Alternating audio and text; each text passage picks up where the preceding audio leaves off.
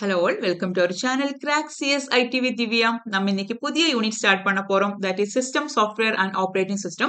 We have already covered 6 unit. That is C++, Computer Network, COA, DSLGO, then Python and Web Development. Right? So இந்த units எல்லாமே நீங்க cover பண்ணிருப்பீங்கன்னு நான் expect பண்றேன்.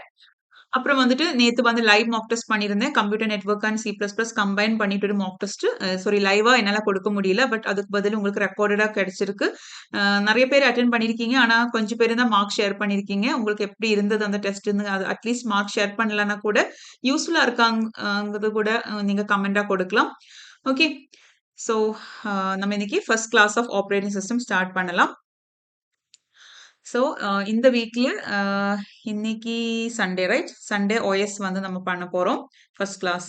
அதுக்கப்புறம் நேத்து வந்து ரிவிஷன் நம்ம சாரி சாட்டர்டே வந்து combine mock test 1 to 5 units சொல்லியிருந்தேன். But for the members but என்னால எனக்கு பண்ண முடியல, அது கொடுக்க முடியல. பட் இந்த வீக் எண்டுக்குள்ள நம் மெம்பர்ஸ்க்கான கம்பைன் மாக் டெஸ்ட் வந்து கொடுத்துருவேன். ஓகே. ஸோ இன்னைக்கு வந்து OS கிளாஸ் 1 அதோட மாக் டெஸ்ட் உங்களுக்கு கிளாஸ் முடிச்சுட்டு உங்களுக்கு மாக் டெஸ்ட் வரும். ஓகே, இந்த கிளாஸை பேஸ் பண்ணிட்டு மாக் டெஸ்ட் வரும். ஓகே, ஸோ 4 டேஸ் தான் வந்துட்டு OSக்கு அலோகேட் பண்ணியிருக்கேன். ஓகே, ஸோ நம்ம ஃபர்ஸ்ட் சிலபஸ் பார்க்கலாம். வாஸ்டான சிலபஸ் தான் இது. வந்துட்டு ஃபோர் கிளாஸ்ல முடிக்கிறது அப்படின்னா வந்து கொஞ்சம் டிஃபிகல்ட்டான டாஸ்க் தான். ஸ்டில் வந்துட்டு இம்பார்ட்டண்டா இருக்கிற எல்லாமே நம்ம கவர் பண்ணலாம். ஓகே, ஸோ இதுல வந்துட்டு ஸ்டார்டிங் வந்து பேசிக் கொஞ்சம் காரியங்களை தான். ஹை லெவல் லாங்குவேஜ் அசம்பிளி நமக்கு தெரிஞ்சதே தான். அதுல இருந்து கொஸ்டின்ஸ் வேற பாட்டு நான் எடுத்திருக்கேன்.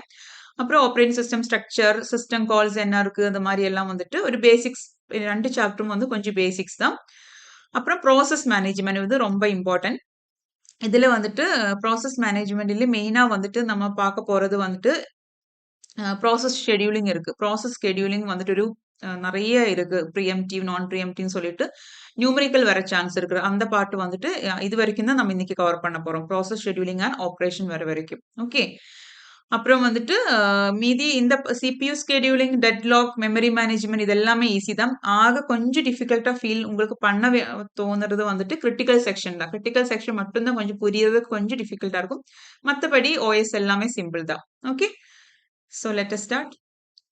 ஓகே, ஃபர்ஸ்ட் நம்ம பேசிக்ஸ்ல இருந்து ஸ்டார்ட் பண்ணலாம். சாஃப்ட்வேர் எல்லாருக்குமே தெரிஞ்சதான். நம்ம 10th ஸ்டாண்டர்ட் 9th ஸ்டாண்டர்ட்ல இருந்து படிக்கிறதா. டைப்ஸ் ஆஃப் சாஃப்ட்வேர்னா என்ன, சாஃப்ட்வேர் அப்படின்னு நமக்கு தெரியும். கலெக்ஷன்ஸ் ஆஃப் இன்ஸ்ட்ரக்ஷன் இதெல்லாம் சொல்லவே தேவையில்லை, ரீட் பண்ணா போதும்.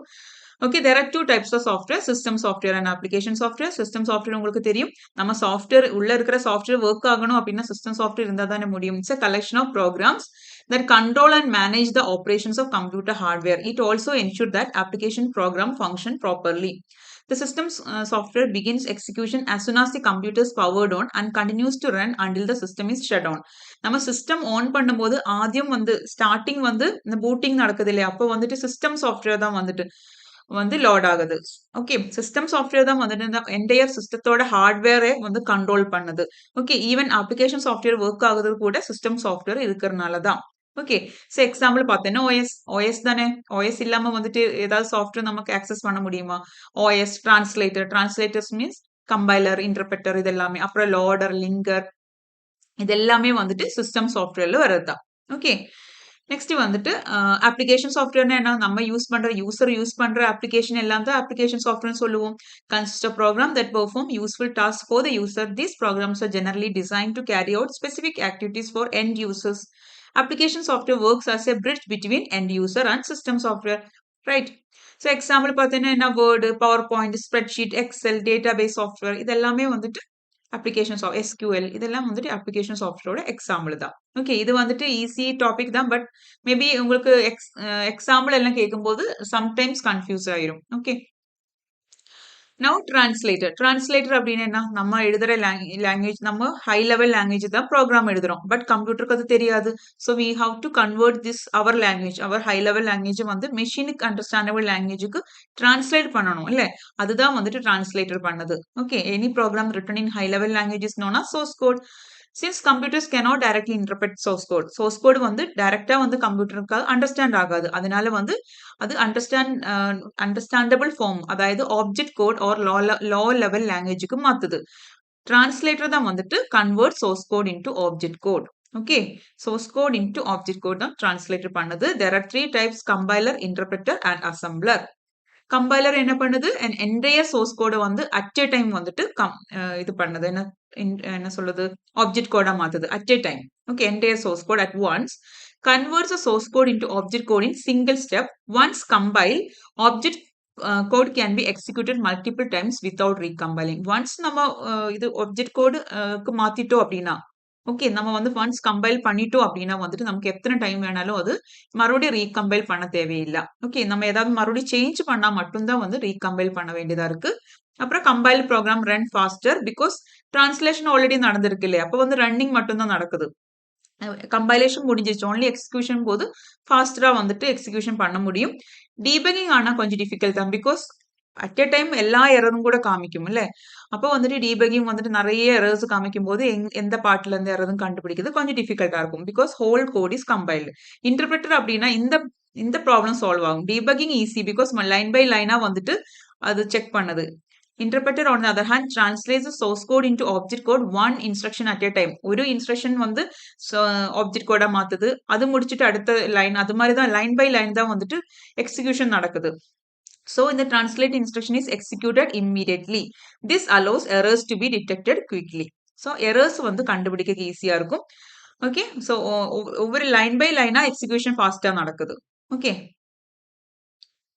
now program okay, next translator is assembler. Assembler என்ன பண்ணுது assembly language program னு object code மாத்துது. இந்த assembly language program அப்படின்னா it's a low level human readable language. Okay, so இத வந்துட்டு பைனரி கோடா மாத்துது, இல்லைன்னா ஆப்ஜெக்ட் கோடா மாத்துறதா வந்து அசம்பிளர் செய்யுது. ஓகே, நான் லோடர் அப்படின்னா என்ன, இப்போ இதுவெல்லாம் எக்ஸிக்யூட் ஆகணும் அப்படின்னா சிபியூக்கு கொண்டு போய் அந்த மெமரியில கொண்டு போய் லோட் பண்ணணும் இல்லையா, அதுதான் இந்த லோடர் பண்ணுது. Loader is a software that loads executable files. நம்ம எக்ஸிக்யூட் பண்ண போற ஃபைல்ஸ் எல்லாமே மெமரிக்கு லோட் பண்ற டியூட்டி தான் இந்த லோடருங்கிற அப்ளிகேஷன் சிஸ்டம் சாஃப்ட்வேருக்கு. ஓகே, ஸோ தட் அப்படி மெமரி கொண்டு போய் லோட் பண்ணாதான் சிபியூனுக்கு வந்துட்டு அதை எக்ஸிக்யூட் பண்ண முடியும். Okay, it determines the size of the program and allocate sufficient memory space to ensure efficient execution.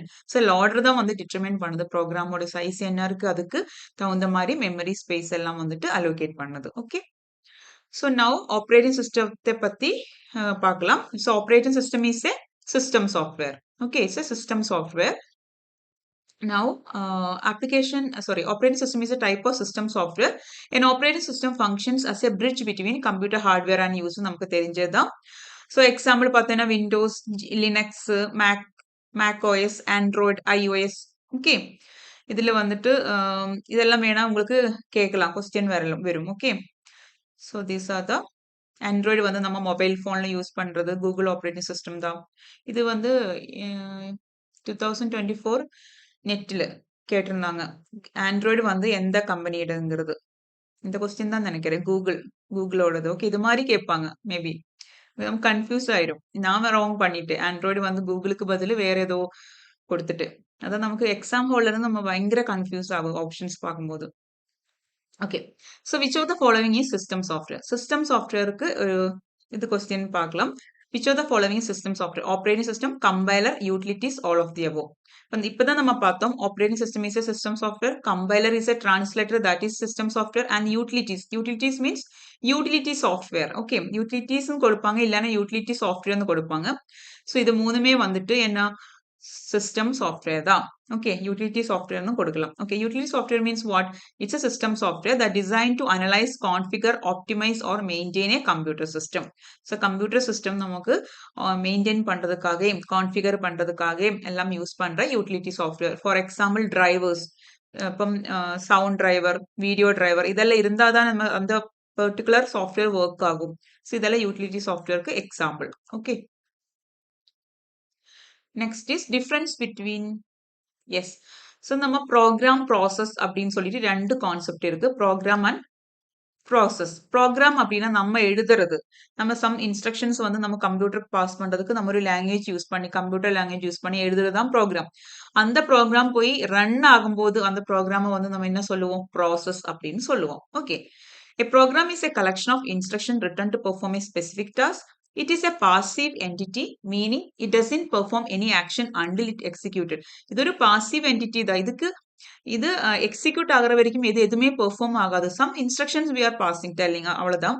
Program residing secondary memory நம்ம டைப் நம்ம கொடுக்குறோம் இல்ல அந்த ப்ரோக்ராம்ல நம்ம எங்கேயாவது ஹார்ட் டிரைவ்ல தான் ஸ்டோர் பண்றோம். செகண்டரி மெமரியில தான் ஸ்டோர் பண்ணிட்டு இருக்கோம். ஓகே, அது ரன் ஆகும்போது எக்ஸிக்யூட் ஆகும்போது தான் வந்து மெயின் மெமரிக்கு போகுது. அப்ப அதோட பேரு மாறி process. That is not program. They have a longer lifespan as they stay stored until manually deleted. நம்ம ஒரு ப்ரோக்ராம் எழுதிட்டோம்னா அதை டெலீட் பண்ற வரைக்கும் நம்ம சிஸ்டத்துல தானே இருக்கும், ஹார்ட் டிரைவ்ல தானே இருக்கும். அதனால லாங்கர் லைஃப் ஸ்பேன்.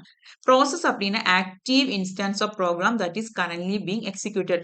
நம்ம அந்த ப்ரோக்ராம் எக்ஸிக்யூட் பண்ணும்போது அது வந்து ப்ராசஸ் ஆகி மாறுது. Okay, it is created during execution and it is loaded into main memory. A process is an active entity, meaning it performs actions and uses system resources. அது some actions perform பண்ணுது, அப்புறம் அது using system resources it is doing the actions. And it has a shorter and temporary life span ending when the task is completed. அந்த execution முடியும் போது அதோட life ஸ்பேனும் முடியுது. Okay, so process memory segment நம்ம பார்க்கலாம். ப்ராசஸ் மெமரி ஒரு process வந்து எப்படி அந்த மெமரியில் வந்துட்டு இருக்குங்கிறது பார்க்கலாம். ஒரு இப்போ நம்ம ஒரு ப்ரோக்ராம் எழுதுறோம் அப்படின்னா அது ப்ராசஸ் ஆகி மாறும் வைல் எக்ஸிக்யூஷன். அப்போ அது மெமரிக்குள்ள எப்படி போகுது அப்படின்னா இது வந்து நம்ம எழுதுற coding part. Okay, text coding part இது. அதுக்கப்புறம் இனிஷியலைஸ் பண்ணுவோம்ல, குளோபல் வேரியபிள் ஸ்டாட்டிக் வேரியபிள்ஸ் எல்லாம் இனிஷியலைஸ் பண்றது வந்து எங்க இந்த டேட்டா பார்ட்ல. ஓகே, ஸோ மெமரிக்குள்ள பார்ட்டா இது வந்து போகுது. ஓகே, ஸோ டெக்ஸ்ட் பார்ட்னு சொல்லிட்டு அந்த கோடிங் பார்ட் எல்லாம் வரும். ஓகே, அப்புறம் இது டேட்டால வந்துட்டு initialised global static, then heap area for dynamic allocation, அதுக்கப்புறம் கொஞ்சம் ஸ்பேஸ் அன்அலோகேட்டட் மெமரியா இருக்கும். அதுக்கப்புறம் டாப்ல வந்து ஸ்டாக் இருக்கும். ஸ்டாக்ல வந்து என்ன இருக்கும், automatic variable, scholars return address, இது எல்லாமே வந்து ஸ்டாக்ல இருக்கும். ஸோ இது வந்து இந்த ஒரு உங்களுக்கு ஒரு ஐடியா வேணும் ப்ரோக்ராம் ப்ராசஸ் மெமரியில் வந்து எப்படி செக்மெண்டா எப்படி டிஸ்ட்ரிபியூட்டா எப்படி அது இருக்குதுங்கிறது உங்களுக்கு தெரியணும். Okay, so stack, heap, data section and text section. Okay, so initialize data எல்லாம் தான் வந்துட்டு இதுல இருக்கு. பின்ன அன்இனிஷியலைஸ் டேட்டா வந்துட்டு வேறொரு பிளேஸ்ல இருக்கும். அது மாதிரி. ஓகே, ஸோ நமக்கு பார்க்கலாம், ஒவ்வொன்றா பார்க்கலாம். டெக்ஸ்ட் செக்ஷன் அப்படின்னா இந்த கோடிங் செக்ஷன் தான், program section. Okay, it's a code segment. It's a section of memory which contains executable instruction of a program. நம்ம எழுதுற ப்ரோக்ராமோட அந்த எக்ஸிக்யூட்டபிள் இன்ஸ்ட்ரக்ஷன்ஸ் இருக்குல்ல, அது எல்லாமே வந்துட்டு போய் ஸ்டோர் ஆகுறது டெக்ஸ்ட் செக்ஷன். ஓகே, ஸ்டாக் அப்படின்னா வந்து temporary data, function parameters, return address, local variables, இதெல்லாம் டெம்பரரி டேட்டா தானே. அது அந்த பிளாக் முடியும் போது அந்த டேட்டாவோட ஸ்கோப் முடியுது, ரைட்? ஸோ அதெல்லாம் வந்துட்டு போய் ஸ்டாக்ல போய் ஸ்டோர் ஆகும். டேட்டா செக்ஷன்ல வந்துட்டு initialise data segment, that means ஒவ்வொரு global static variable that are initialise by the programmer. Programmer வந்து குளோபல் டேட்டா ஸ்டாட்டிக் வேரியபிள்ஸ் எல்லாம் இனிஷியலைஸ் பண்ணுவோம் இல்லையா, அதெல்லாம் போய் டேட்டா செக்ஷன் ஸ்டோர் ஆகும். Heap section is for. ஹீப்னாலே உங்களோட மைண்டில் வர வேண்டியது word dynamic. is used for dynamically allocated memory during programs runtime. Okay, இந்த டைனாமிக்கலி அலோகேட் மெமரிக்காக வேண்டி எடுக்கிற பிளேஸ் தான் வந்து ஹீப் செக்ஷன். ஓகே, அப்புறம் நமக்கு இம்பார்ட்டன்ட், வெரி வெரி இம்பார்ட்டன்ட் இது ப்ராசஸ் ஸ்டேட்ஸ். ப்ராசஸ் வந்து டோட்டல் 5 ஸ்டேட்ஸ் இருக்கும். ஃபர்ஸ்ட் அது நியூ, போர்ன் ஆகிற time new state. Okay, new ஸ்டேட்னா இது வந்து எங்க இருக்குது, மெமரியில் இருக்கா? No, it is in the secondary drive, that is டிஸ்க்ல இருக்கும். ஓகே, செகண்டரி மெமரிக்குள்ள இருக்கு. இது வந்து நியூ ஸ்டேட் அப்படின்னா டிஸ்க்குள்ள வந்துட்டு ரெடியா ப்ரோக்ராம் ரெடி ஆயிட்டு இருக்கு. ஓகே, ஸோ அந்த ப்ரோக்ராமை கொண்டு போய் நம்ம வந்து என்ன பண்ணுவோம், மெமரிக்கு கொண்டு போனாதான் எக்ஸிக்யூஷன் நடக்கும், ரைட்? ஸோ இதுல இருந்து நிறைய ப்ரோக்ராம்ஸ் இருக்கும். ஓகே, நிறைய ப்ராசஸிங்க வெயிட் பண்ணி ப்ரோக்ராம் வெயிட் பண்ணிட்டு இருக்குது, டிஸ்கில் இருக்குது. ஸோ அதுல இருந்து லாங் டேர்ம் ஸ்கெடியூலர் வந்து இந்த நியூல இருந்து இந்த நியூ ஸ்டேட் அப்படின்னா இது வந்துட்டு என்ன ஜாப், இது வந்து மறுபடியும் வேற ஸ்லைடில் இருக்கு, ஜாப் கியூ அப்படின்னு சொல்லுவோம். ஜாப் கியூ, இந்த ஜாப் கியூல இருந்து கொஞ்சம் பேஸ்ட் ஆன் சம் கிரைட்டீரியா கொஞ்சம் டாஸ்க், கொஞ்சம் ப்ராசஸ் இல்லைன்னா கொஞ்சம் ப்ரோக்ராமை வந்துட்டு மெமரிக்கு கொண்டு போவோம். அப்போதான் அது வந்து என்ன ஆகுது, program is become process. Okay, so this is memory, this is main memory. Okay, so main மெமரிக்கு கொண்டு போனா தான் நமக்கு வந்து சான்ஸ் இருக்கு, எக்ஸிக்யூஷன் ஆகிறதுக்கு சான்ஸ் இருக்கு, ரைட்? இப்போவும் எக்ஸிக்யூஷன் நடக்காது, மெமரி இப்போ ரெடி ஸ்டேட்ல இருக்கு. Okay, I am ready for the execution, currently ஐ ஆம் இன் மெமரி.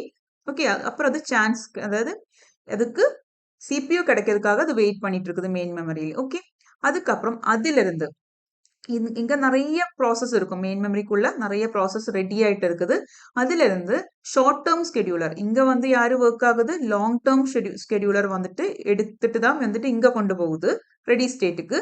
இந்த ரெடி ஸ்டேட்ல இருந்து ரன் ஆகுறதுக்கு சிபியூ கிடைச்சாதான் ரன் ஆகும். ஓகே, ஸோ அதுக்கு கொஞ்சம் பேரை வந்துட்டு கொஞ்சம் ப்ராசஸை வந்து செலக்ட் பண்ணும். யாரு செலக்ட் பண்ணுவாங்க, ஷார்ட் டேர்ம் ஸ்கெடியூலர் வந்துட்டு செலக்ட் பண்ணுவாங்க. இதுல இருந்து ஒரு மேபி ஒரு 5 டாஸ்க் எத்தனை, அது டிபெண்ட்ஸ் ஆன் த கெப்பாசிட்டி, அந்த ஃப்ரீயா எவ்வளோ மெமரி ஃப்ரீயா இருக்கு, சிபியூ ஃப்ரீயா இருக்கு எல்லாம் பேஸ் பண்ணி வந்துட்டு கொஞ்சம் டாஸ்கை வந்துட்டு ரன் பண்றதுக்கு செலக்ட் பண்ணது, அது பண்ணது ஷார்ட் டேர்ம் ஸ்கெடியூலர். அது ஓகே. அதுல இருந்து டிஸ்பேச்சர் தான் சிபியூ கொடுக்குது. ஓகே, இவங்க வந்து செலக்ட் பண்றாங்க, ஷார்ட் டேர்ம் ஸ்கெடியூலர் வந்து செலக்ட் பண்றாங்க. ஆனா டிஸ்பேச்சர் தான் வந்துட்டு கரெக்டா அந்த சிபியூ வந்து டிஸ்பேச் பண்றது யாருன்னு கேட்டோம்னா டிஸ்பேச்சர் தான். ஓகே, ஸோ டிஸ்பேச்சர் வந்துட்டு டிஸ்பேச் பண்ணி ரன்னிங் ஸ்டேட்டுக்கு கொண்டு போகுது. ஓகே, ரன்னிங் ஸ்டேட்டுக்கு போகுது. அப்புறம் அது சக்சஸ்ஃபுல்லி எல்லாமே கம்ப்ளீட் பண்ணிட்டேன்னு டெர்மினேட் ஆகுது. இல்ல இன் பிட்வீன் ரன் ஆயிட்டு இருக்கும்போது அதுக்கு ஏதாவது ஏதாவது இன்புட் வேணும், இல்லைன்னா சம் டிவைஸ் வேணும் அப்படின்னா வந்துட்டு ஓகே, இன்புட் அவுட்புட் ஆப்ரேஷன் பண்ண வேண்டியதா இருக்கு அப்படின்னா அதுக்கு வெயிட் பண்ணணும். இல்ல டிவைஸ் இது ஃப்ரீ ஆகிறதுக்கு வெயிட் பண்ணணும். அப்போ வந்து இது என்ன ஆகும்னா பிளாக் ஸ்டேட் இல்லைன்னா வெயிட்டிங் ஸ்டேட்டுக்கு போயிடும். ஓகே, அப்போ வந்துட்டு still in memory, this is main memory part only, this is in main memory only, but it has to wait. ரன்னிங்ல இருந்து வெயிட்டிங்க்கு போகும். அப்புறம் வெயிட்டிங்ல இருந்து மறுபடியும் டைரக்டா ரன்னிங்க்கு போக முடியாது. இந்த பிக்சர் மைண்ட்ல வந்தா இதை பேஸ் பண்ணி உங்களுக்கு கொஸ்டின்ஸ் வந்தா உங்களுக்கு ஈஸியா பண்ணலாம். ஒரிக்கலும் பிளாக்ல இருந்து ரன்னிங் போகாது.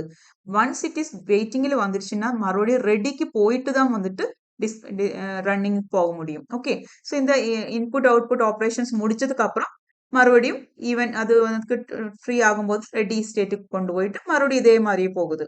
Okay, so this is the process. அப்புறம் யா இன்னொரு இதே ரிலேட்டடா இன்னொரு ஃபிகர் இருக்கு. அப்போ இன்னும் டீட்டெயிலா சொல்றேன். ஓகே, ஸோ இது இப்போ இன்னும் கொஞ்சம் டீட்டெயிலா பார்த்துட்டு அப்புறம் நமக்கு நெக்ஸ்ட் ஃபிகர் பார்க்கலாம். ஓகே, ஸோ நியூ அப்படின்னா வந்துட்டு கிரியேட், ஜஸ்ட் கிரியேட் ஆயிருக்கு. At this stage process is not yet created. Okay, program இது நியூ அப்படின்னா என்ன, அது எங்க இருக்கு, டிஸ்க்குள்ள இருக்கு. ஓகே, அது மெயின் மெமரிக்கு போனா மட்டும்தான் அது என்ன ஆகும், ப்ராசஸ் ஆகி மாறும். Right, so at this stage process is not yet created. It refers to program stored in secondary memory. The operating system picks up the program to initiate the creations of the process. Okay, OS வந்துட்டு இந்த ப்ரோக்ராமை pickup பண்ணுது. How? Using the long term scheduler. Okay, so ready. Next is ready state. Ready stateல என்ன பண்ணுது, after creation the process move to ready state. Okay, process வந்து ready stateக்கு போகுது. So it loaded into main memory. நம்ம இப்ப சொன்னதே தான். The process wait for. அப்போ ready ஆயிட்டு இருக்குது CPU கிடைக்கிறதுக்காக. All process waiting for execution are placed in ready queue. Okay, இப்போ இங்க இது சொன்ன மாதிரி இது job queue and this is ready queue. Okay, now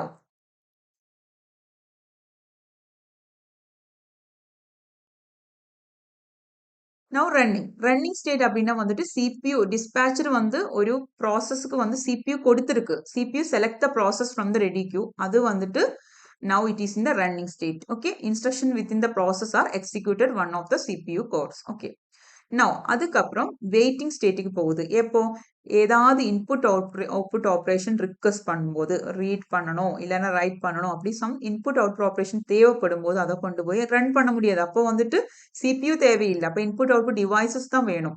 அப்போ என்ன பண்ணும், சிபியூ வந்துட்டு அதுல இருந்து சிபியூ அது கொடுக்காது. அப்போ அதை கொண்டு போயிட்டு வெயிட்டிங் இல்லைன்னா பிளாக் ஸ்டேட்டுக்கு மாத்திட்டு யூசர் இன்புட் எல்லாம் முடிச்சு அதுக்கப்புறம் என்ன ஆகுது, அதுக்கப்புறம் the process does not need the CPU தேவையில்லாங்கும் போது ஓகே.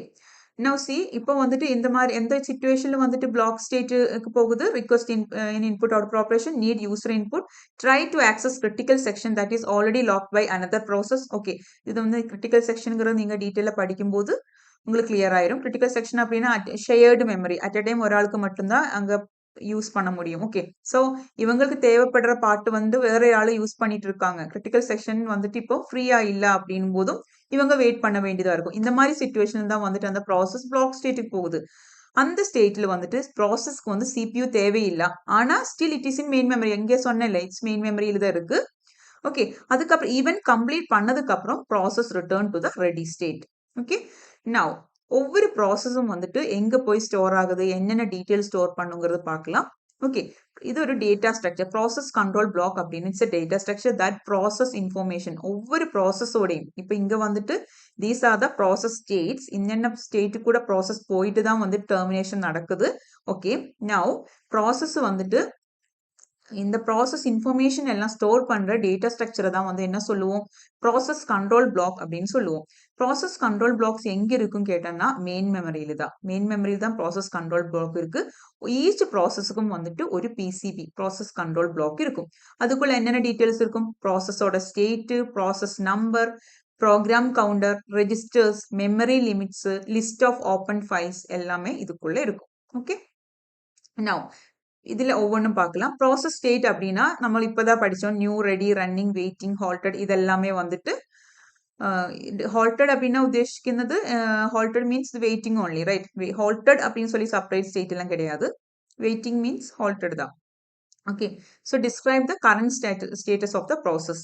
தென் ப்ரோக்ராம் கவுண்டர்னா உங்களுக்கு தெரியும், நெக்ஸ்ட் இன்ஸ்ட்ரக்ஷனோட அட்ரஸ் வந்து ஹோல்ட் பண்றது தான் ப்ரோக்ராம் கவுண்டர். இதெல்லாமே வந்துட்டு அந்த பிசிபிக்குள்ள இருக்கும். அப்புறம் சிபியூ ரெஜிஸ்டர்ஸ், நமக்கு processor specific registers, accumulator, index register, stock pointer, general purpose registers, இது எல்லாமே வந்துட்டு these registers are saved and restored during context switching. இதெல்லாம் வேணும் நம்ம context switching என்னன்னு நம்ம பார்ப்போம். Okay, so these are the PCB content. Then CPU scheduling informations இருக்கும், memory management informations இருக்கும், accounting information like process ID, time limits, இந்த மாதிரி இதெல்லாம் டீட்டெயிலாக போக வேண்டாம். ஜஸ்ட் உங்களுக்கு தெரிஞ்சா போதும். ப்ராசஸ் கண்ட்ரோல் பிளாக் இருக்கு, அது ஒரு டேட்டா ஸ்ட்ரக்சர். எதுக்காக? அது வந்துட்டு ப்ராசஸோட டீட்டெயில்ஸ் ஸ்டோர் பண்ணி வைக்கிறதுக்காக. இதுக்குள்ள process state, process number, program counter, registers எல்லாம் இருக்குன்னு மட்டும் தெரிஞ்சா போதும். ஓகே. அப்புறம் இன்புட் அவுட்புட் ஸ்டேட்டஸ் இன்ஃபர்மேஷன்ஸும் இருக்கும். ஓகே. நவ் ப்ராசஸ் கிரியேஷனோட ஸ்டெப்ஸ் பார்க்கலாம். ஃபர்ஸ்ட் என்ன பண்ணுது, இது கொஞ்சம் இம்பார்ட்டன்ட் தான். ஃபர்ஸ்ட் வந்து parent process. Okay. Parent process creates எ சைல்ட் ப்ராசஸ். ஓகே. எப்படி பண்ணுவாங்க, சம் கால்ஸ் இருக்கு, சிஸ்டம் கால்ஸ் இருக்கு, ஃபோக். மெயினா வந்துட்டு ப்ராசஸை கிரியேட் பண்றதுக்கு யூஸ் பண்ற சிஸ்டம் கால் என்னன்னா ஃபோக் தான். இதை பத்தி நம்ம டீட்டெயிலா படிப்போம். அது இல்லாம இது ப்ரோக்ராம் எல்லாம் கொஸ்டின்ஸ் பார்க்கும்போது இது கொஞ்சம் ப்ரோக்ராம் எல்லாம் கேட்டுட்டு கேட்பாங்க கொஸ்டின்ஸ், அதெல்லாம் பார்க்கலாம். Okay. So parent process creates a child process using fork call. Okay. Now that is the first step. Process creation first step வந்துட்டு fork call பண்றதுதான். fork call பண்ணிட்டோம் அப்படின்னா வந்துட்டு அதுக்கு ஒரு process ID வந்து அசைன் பண்ணும். கிரியேட், அதுக்கப்புறம் அந்த ப்ராசஸ்க்கான ஒரு ப்ராசஸ் டேபிள் என்ட்ரி வந்து கிரியேட் ஆகும். ஓகே. ஆப்ரேட்டிங் சிஸ்டம் தான் வந்து இந்த ப்ராசஸ் ஐடி எல்லாம் வந்து கொடுக்குது. ஒவ்வொரு நியூ ப்ராசஸ் டேபிளுக்கும் வந்து ஒரு நியூ என்ட்ரி ஆட் ஆகும். Okay. Now allocate memory for the process. இதெல்லாம் நடக்குது, ஒரு ப்ராசஸ் பண்ணும்போது these are the process is happening. First ஒரு ஃபோக் கால் பண்ணுது, அதுக்கப்புறம் அதுக்கு ஒரு ப்ராசஸ் ஐடி கிரியேட் அசைன் பண்ணுது, தென் மெமரி அலோகேட் ஆகுது, அதுக்கப்புறம் அந்த பிசிபி இப்பதான் சொன்னோம் ப்ராசஸ் கண்ட்ரோல் பிளாக் சொன்னல, அதோட வேல்யூஸ் எல்லாமே வந்துட்டு இனிஷியலைஸ் பண்ணுது. PID, parent ID, register value, set, stack pointer, program counter, state, new state வந்து நியூவா இருக்கும் ஸ்டார்டிங், இது எல்லாமே வந்து இனிஷியலைஸ் பண்ணிக்கும், அதுக்குள்ள வேல்யூஸ் எல்லாம் கொடுத்துக்கும். அதுக்கப்புறம் சோ நம்ம இப்ப ப்ராசஸ் கிரியேட் ஆயிருக்கு, இந்த ஃபர்ஸ்ட் ஸ்டெப் முடிஞ்சது, தட் இஸ் திஸ் பார்ட். இந்த பார்ட் முடிஞ்சிருக்கு, திஸ் நியூ பார்ட் முடிஞ்சிருக்கு.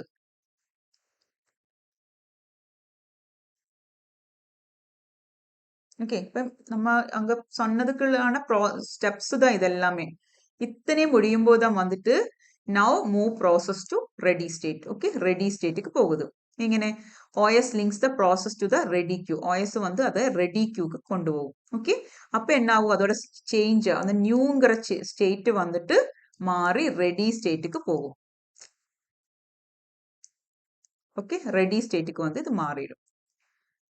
Okay, so this is the process for these are the steps in process creation. Now we are going to see the important 3 system calls. Process creation time il 3 important ஆன system calls இருக்கு. First one is fork. Okay, so the first system call is fork. Fork அப்படின்னா நம்ம முன்னாடியே பார்த்தோம், it's create a new process. ஒரு child process create பண்றது தான் fork use பண்றது. Okay, so இது create ஆகும்போது child process it will become a replica of a parent process. Parent process ஓட same வந்துட்டு like program counter, CPU register, open files எல்லாமே வந்துட்டு சைல்ட் ப்ராசஸும் வந்து எடுத்துக்கும், சேமாவே எடுத்துக்கும். ஸோ இட்ஸ் பேசிக்கலி ஒரு காப்பி தான், பேரண்டோட ஒரு ரிப்ளிகா தான் வந்து சைல்ட் ப்ராசஸ் அப்படின்னா. Okay. So how we can differentiate a parent process and child child process எப்படி using the return value 0 இருக்கு அப்படின்னா வந்துட்டு we can see that that code is running a child process that child processல் run ஆகிற கோடுங்கிறது நமக்கு புரியும். இதே வந்து return value positive கிடைச்சிருக்கு அப்படின்னா வந்துட்டு that code is running in the parent process அப்படின்னு. Okay, that positive value is actually it's returning the process ID of child. இந்த பேரண்ட்டுக்கு என்ன கிடைக்குது அப்படின்னா ஒரு ப்ராசஸ் கிரியேட் ஆகும்போது சைல்டோட ப்ராசஸ் ஐடி வந்து பேரண்ட்டுக்கு கிடைக்கும். ஓகே, ரிட்டர்னா கிடைக்கும். ஓகே, இதே வந்து நெகட்டிவ் வேல்யூ எப்போ வரும் அப்படின்னா the child process creation is failed. Okay, process create ஆகல அப்படின்னா வந்து ஒரு நெகட்டிவ் வேல்யூ கிடைக்கும்.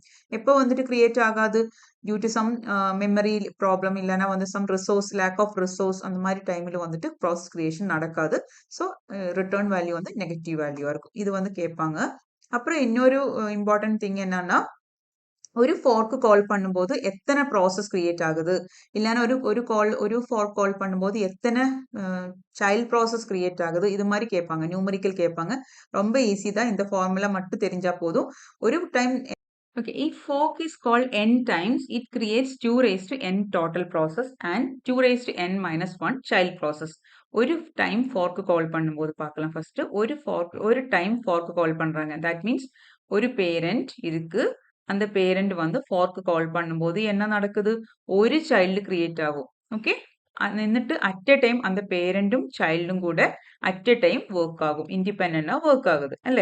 ஸோ இது வந்து இந்த பேரண்டே தான் மறுபடியும் நான் இங்க போட்டிருக்கேன். எதுக்காக அப்படின்னா மறுபடியும் வந்துட்டு இந்த P1ம் C1ம் சேர்ந்து தான் இண்டிபெண்டா வந்துட்டு அட் எ டைம் ஒர்க் ஆகுது காமிக்கிறதுக்காக தான் மறுபடியும் இந்த P1 போட்டிருக்கேன். ஸோ ஒரு சைல்டு கிரியேட் ஆகுது. ஒரு பேரண்ட் வந்து ஒரு ஃபோக் கால் பண்ணும்போது ஒரு சைல்டு கிரியேட் ஆகுது. தட் மீன்ஸ் டோட்டல் இப்போ எத்தனை ப்ராசஸா இருக்கு? P1 and C1 2 ப்ராசஸா இருக்குல்ல. Total number of process is 2. That is 2 raised to 1 is 2 and number of child is what? 2 raised to 1 minus 1 that is 1 child. இதே வந்து ரெண்டு ஃபார்க்கு கால் பண்றாங்க. ஸோ ஃபர்ஸ்ட் ஃபார்க்கு கால் பண்ணும்போது ஒரு பேரண்ட் ஒரு சைல்டை கால் பண்ணுது. ஓகே, நான் மறுபடியும் P1 எழுதுறேன். This is parent only. இந்த ஃபர்ஸ்ட் பேரண்ட் ஓன்லி. அதுக்கு ஒரு சைல்டு கிரியேட் ஆகுது. நவ் செகண்ட் ஃபார்க்கு கால் பண்ணும்போது இவங்க ரெண்டு பேருமே ஓரோ சைல்டை கிரியேட் பண்ணும். பிகாஸ் அட் அ டைம் இவங்க ரெண்டு பேரும் இண்டிபெண்டா ஒர்க் ஆகுது. ஸோ செகண்ட் கால்ல வந்து இந்த சைல்டு கூட ஒரு ப்ராசஸை கிரியேட் பண்ணுது. ஸோ நவ் எகெயின் நான் இங்க எழுதுறேன். என்ன எழுதுறேன்? P1 எழுதுறேன். பிகாஸ் திஸ் இஸ் சேம் பேரண்டா காமிக்கிறதுக்காக. ஓகே, P1 இவங்க வந்து ஒரு சைல்டை கால் பண்ணுது. நான் இங்க C2ன்னு கொடுக்குறேன். பிகாஸ் இந்த பேரண்டோட செகண்ட் சைல்டு இது ரைட் C2. அப்புறம் இந்த C1ம் மறுபடியும் என்ன பண்ணுது? C1க்கு இங்க C1ன்னு கொடுக்குறேன். பிகாஸ் இந்த C2 C3 அப்படிங்கிற சைல்டோட பேரண்ட் இது C1. ஓகே, ஸோ C3 அப்படின்னு ஒரு சைல்டு வந்து கிரியேட் ஆகுது. So total number of childs இப்போ எவ்வளோ இருக்கு? C1 C2 C1 C2 and C3 3 child இருக்கு. அப்புறம் எத்தனை ப்ராசஸ் இருக்கு? P1 C1 C2 C3 4 ப்ராசஸும் இருக்கு. இப்போ நம்மளோட ஈக்குவேஷன்ல போட்டு பார்க்கலாம். நமக்கு எடுத்துட்டு கரெக்டான 2 raised நம்ம 2 4க்கு தானே கால் பண்ணோம். 2 raised 2 equal to 4. Yes 4 process create ஆயிருக்கு. And 2 raised 2 minus 1 that is 3 child is created. Likewise okay, இப்படிதான் இந்த ஒர்க்கிங் இப்படிதான் நடக்குது. ஆனா நீங்க இப்படி ட்ரீ எல்லாம் போட்டு பார்க்கணுங்கிற அவசியம் கிடையாது. டைரக்டா இந்த ஈக்குவேஷன் போட்டுக்கலாம். ஓகே, இதே ப்ரோக்ராமா கூட கொடுப்பாங்க. ஒரு சில டைம்ல ப்ரோக்ராம் கொடுத்துட்டு கண்டுபிடிக்கலாம் சொல்லுவாங்க.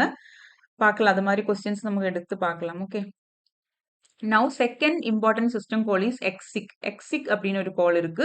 இது எதுக்காக அப்படின்னா இப்போ நம்ம ஒரு சைல்டை கிரியேட் பண்ணியிருக்கு.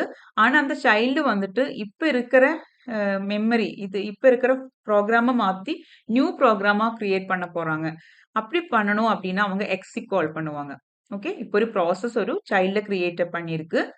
ஓகே, அந்த ப்ராசஸ்க்கு வந்துட்டு இருக்கிற ப்ரோக்ராமை மாத்திட்டு நியூ ப்ரோக்ராமை மாற்றணும், ரீப்ளேஸ் பண்ணணும். இப்போ இருக்கிற ப்ராசஸ் மெமரியை வந்து ரீப்ளேஸ் வித் நியூ ப்ரோக்ராமை பண்ணணும் அப்படின்னா எக்ஸிக் கால் பண்ணுவாங்க.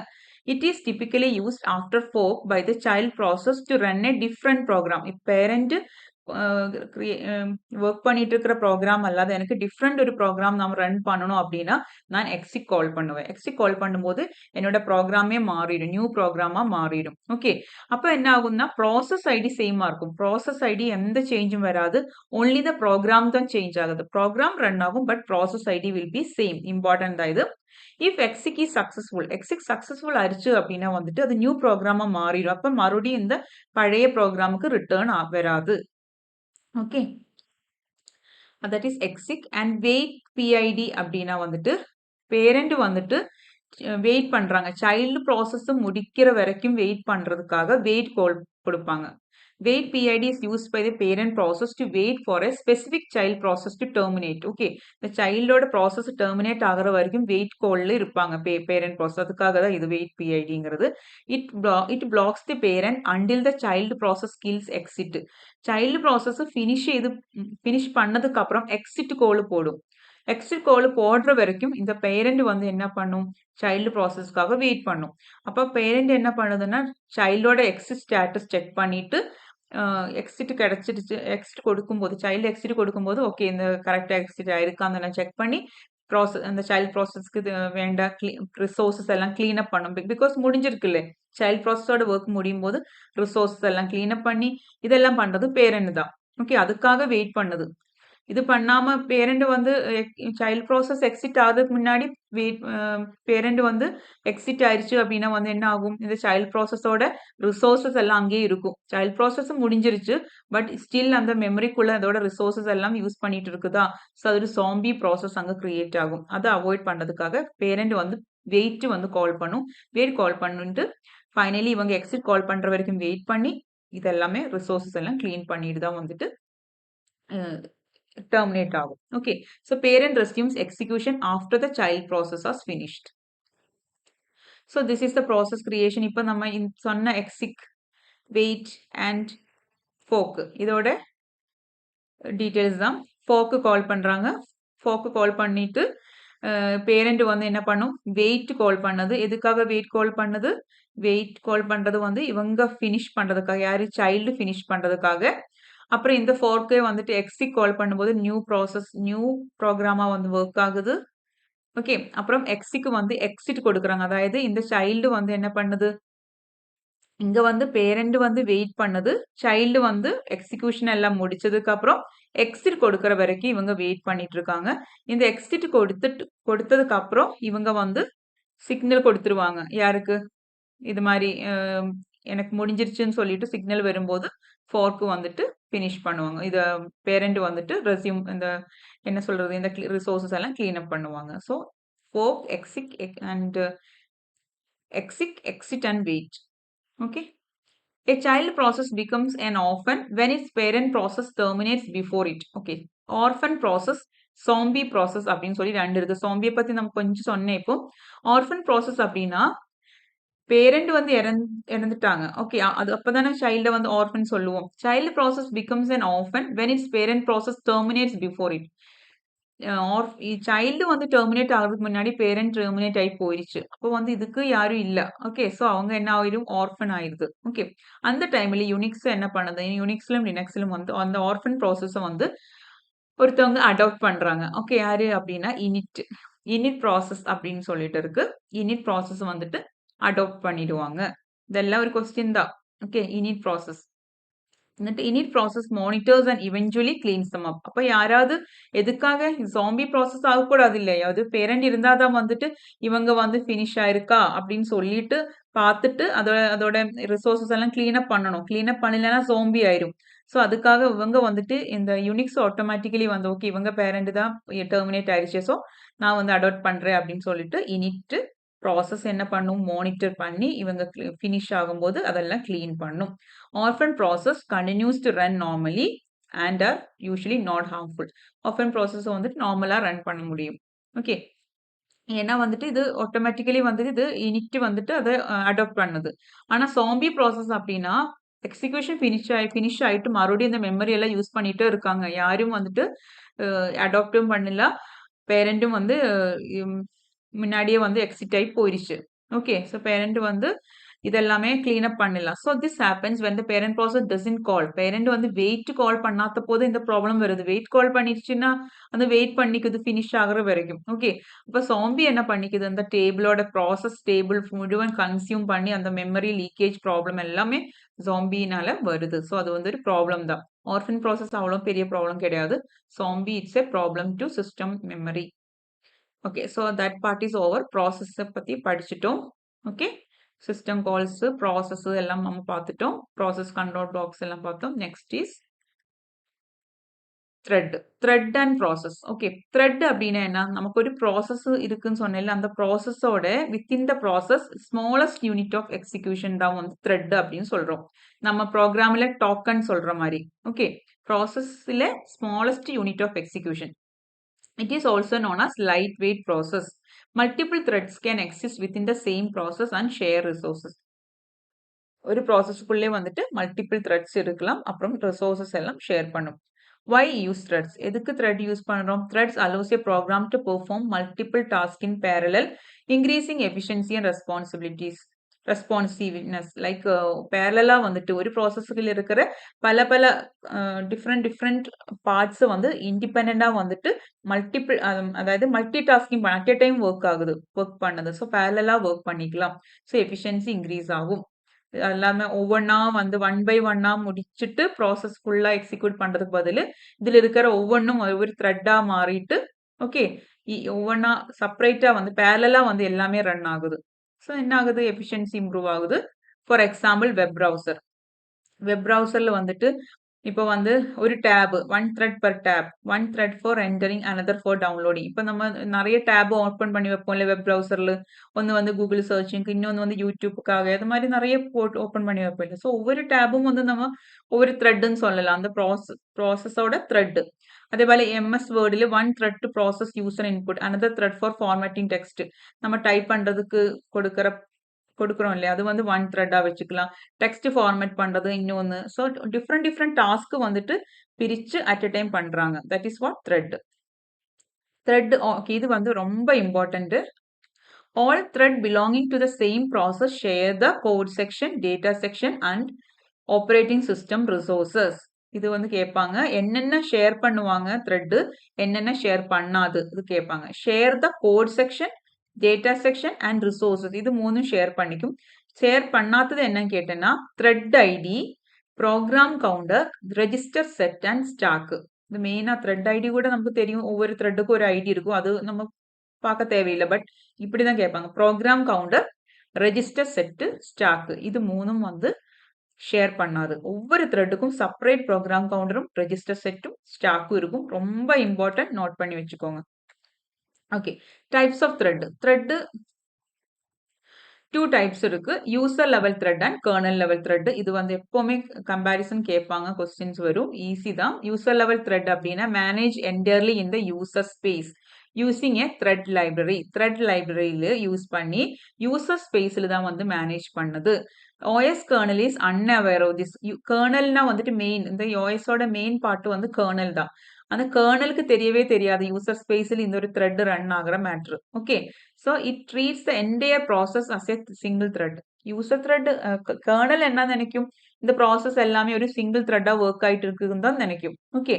ஸோ இட்ஸ் ஃபாஸ்ட் கான்டெக்ட் ஸ்விட்சிங். இதுல வந்து கர்னல் மோடுக்கெல்லாம் மாற எல்லாம் தேவையில்லை. யூசர் லெவல் த்ரெட்னால கான்டெக்ட் ஸ்விட்சிங் எல்லாம் வந்து ஒரு ப்ராசஸ் ஒரு த்ரெட்ல இருந்து அடுத்த த்ரெட்டுக்கு சிபியூ போகிறது தான் வந்து கான்டெக்ட் ஸ்விட்சிங் அப்படின்னா. ஸோ அதெல்லாம் வந்து ஃபாஸ்டா நடக்கும். Only the program counter, registers and stack are saved. இது ப்ரோக்ராம் கவுண்டரும் ரெஜிஸ்டரும் ஸ்டாக்கும் மாத்திரம் மாத்தி கொடுத்தா போதும் கான்டெக்ட் ஸ்விட்சிங் டைம்ல. ஓகே. அது ஷேர் ஆகாது. மற்றதெல்லாம் வந்து ஷேர் ஆகுது. No system calls required for thread management. User level த்ரெட்டுக்கு சிஸ்டம் கால் எல்லாம் தேவையில்லை. ஓகே. அதனால இது லைட் வெயிட்டா இருக்கு. லிமிடேஷன்ஸ் என்ன, இது வந்து எப்பவுமே கேட்பாங்க. Making a block makes a blocking system call, entire process gets block. இது உங்களுக்கு கன்ஃபியூஷன் ஆகும். இதுக்கு பிளாக் ஆகுதா இல்லைன்னா கர்னல் லெவல் த்ரெட்டுக்கு பிளாக் ஆகுதாங்கிற எப்பவுமே டவுட் வரும். எக்ஸாம் இந்த கொஸ்டின் பார்க்கும்போது நல்லாவே யோசிச்சுக்கோங்க. யூசர் லெவல் த்ரெட்டில் வந்துட்டு இருக்கிற மெயின் லிமிட்டேஷன் தான் இது. ஒரு thread if one ULT makes ஒரு சிஸ்டம் காலை பிளாக் பண்ணிட்டோம்னா என்டையர் ப்ராசஸ் வந்து பிளாக் ஆயிடும். ஓகே, இதுதான் இதோட லிமிட்டேஷனே. Scheduling is done by the application. இது வந்து யார் இந்த யூசர் லெவல் த்ரெட்டோட ஸ்கெட்யூலிங் எல்லாம் பண்றாங்க? அப்ளிகேஷனே தான் பண்றாங்க. OS கிடையாது. Not OS. பிகாஸ் இது கர்னல் லெவல் கிடையாது. இதுல அட்வான்டேஜ் என்னன்னா கான்டெக்ஸ்ட் ஸ்விட்சிங் வந்து ஃபாஸ்டா நடக்கும். அப்புறம் சிஸ்டம் கால்ஸ் எல்லாம் தேவையில்ல. அதெல்லாம் லிமிட்டேஷன்ஸ் வந்து பார்க்கணும். அப்புறம் கர்னல் லெவல் த்ரெட்ஸ் வந்து டைரக்டா OS கர்னல் வந்து மேனேஜ் பண்றாங்க. Each thread is represented in the kernel's thread table. கர்னலுக்கு ஒரு த்ரெட் டேபிள் இருக்கு. அதில் ஒவ்வொரு த்ரெட்டும் வந்து ரெப்ரசன்ட் பண்ணுவாங்க. இதே வந்துட்டு யூசர் லெவல் த்ரெட் அந்த மாதிரி த்ரெட் இருக்குன்னு கூட கர்னலுக்கு தெரியாது. The kernel schedules each thread independently, enabling true parallelism on multi-core system. இவங்க kernel தான் வந்து எல்லாம் ஷெட்யூல் பண்ணுது. ஓகே, இம்பார்ட்டன்ட் வந்து சொல்றேன். இது வந்து இம்பார்ட்டன்ட். அப்புறம் இது one thread blocks kernel can ஸ்விட்ச் to another thread in the same process. இங்க இருக்கிற டிஸ்அட்வான்டேஜ் என்ன இருந்தது? ஒரு கால் வந்து பிளாக் ஆயிருக்குன்னு என்டைய ப்ராசஸ் வந்து பிளாக் ஆயிரும். ஆனா இங்க கர்னல் லெவல் த்ரெட்டில் ஒன் த்ரெட் பிளாக் ஆயிடுச்சு அப்படின்னா கர்னல் என்ன பண்ணும்? நெக்ஸ்ட் த்ரெட்டுக்கு வந்து ஸ்விட்ச் பண்ணிக்கும். Okay, better input output handling, provides better load balancing. அப்புறம் இதுல கான்டெக்ஸ்ட் ஸ்விட்சிங் ஸ்லோவரா இருக்கு. ஏன்? பிகாஸ் இங்க வந்து மோட் ஸ்விட்ச் பண்ண வேண்டியதா இருக்கு. யூசர் லெவல்ல இருந்து கர்னலுக்கு மாறணும், கர்னல் லெவல்ல இருந்து யூசருக்கு மாறணும். அந்த மாதிரி மோட் ஸ்விட்சிங் நடக்கணும். ஆனா இங்க வந்துட்டு எல்லாமே இதுக்குள்ளேயே நடக்கிறதுனால, யூசர் த்ரெட் லைப்ரரிக்குள்ளேயே நடக்கிறதுனால ஸ்விட்சிங் தேவையில்லை. கான்டெக்ஸ்ட் ஸ்விட்சிங் தேவையில்லாததுனால இது வந்து ஃபாஸ்டா இருக்கு. ஓகே, ஸோ ப்ராசஸும் த்ரெட்டும் தமிழ் என்ன டிஃப்ரென்ஸ் அப்படின்னு பார்த்தோன்னா, ப்ராசஸ் ஒரு independent execution unit with its own memory space. ப்ராசஸ்க்கு வந்துட்டு ஓன் மெமரி ஸ்பேஸ் இருக்கும். த்ரெட் என்ன பண்ணுது? ப்ராசஸ்க்குள்ளே இருக்கிற ஒரு செப்பரேட் ஒவ்வொரு யூனிட், இந்த லைட் வெயிட் யூனிட் தான். Okay, threads in the same process share memory and resources. Process வந்து ஒரு மெமரிக்குள்ள வந்துட்டு ஒரே மெமரி தான் இருக்கும். ஓகே, த்ரெட் வந்துட்டு என்னன்னா தட் மீன்ஸ் ப்ராசஸ் ஒவ்வொரு ப்ராசஸ்க்கும் வந்துட்டு என்ன இருக்கும்? அதுக்கு யூனிக்கா ஒரு மெமரி ஸ்பேஸ் இருக்கும். த்ரெட் வந்து என்ன பண்ணுது? ஒரு ப்ராசஸ்ல நிறைய த்ரெட் இருக்கும். எல்லா த்ரெட்டும் மெமரி அண்ட் ரிசோர்சஸ் வந்து ஷேர் பண்ணிக்கும். ஓகே, அப்புறம் அட்வான்டேஜஸ். த்ரெட்டோட அட்வான்டேஜஸ் பார்த்தீங்கன்னா responsiveness, faster context switch, effective utilization of multiprocessor system, resource sharing, communication, enhanced throughput of the system. Okay, next வந்து கான்டெக்ஸ்ட் ஸ்விட்சிங். இந்த கான்டெக்ஸ்ட் ஸ்விட்சிங்ல தான் வந்து நம்ம ப்ராசஸ் ஸ்கெடியூலிங் பார்க்க போறோம். கான்டெக்ஸ்ட் ஸ்விட்சிங் அப்படின்னா என்ன? ஒரு ஆளுக்கு இப்ப CPU கிடைச்சிருக்கு. அவங்க கிட்ட இருந்து எடுத்துட்டு வேற ஒராளுக்கு கொடுக்கறதான் வந்து கான்டெக்ஸ்ட் ஸ்விட்சிங் அப்படின்னா. It's a process where the CPU stops running one process, saves its current state. Okay, அந்த ப்ராசஸை ஸ்டாப் பண்ணும்போது என்ன பண்ணணும்? அவங்களோட கரண்ட் ஸ்டேட் சேவ் பண்ணிட்டு load the saved state of another process. வேற யாருடைய ஏதோ ஒரு ப்ராசஸோட ஸ்டேட் ஆல்ரெடி சேவ் பண்ணி வச்சிருக்குல்ல, அது வந்து லோட் பண்ணணும். இவங்களோடது ஸ்டாப் பண்ணி இவங்களோடது வந்து வேற எங்கேயாவது சேவ் பண்ணி வச்சுட்டு வேற ஒருத்தவங்களோட வந்து நம்ம ரன் பண்ண அவங்களுக்கு CPU கொடுக்க போறோம். ஸோ அவங்களோட ஸ்டேட் வந்து எடுக்கிறோம். Loads a save state to share the CPU time effectively.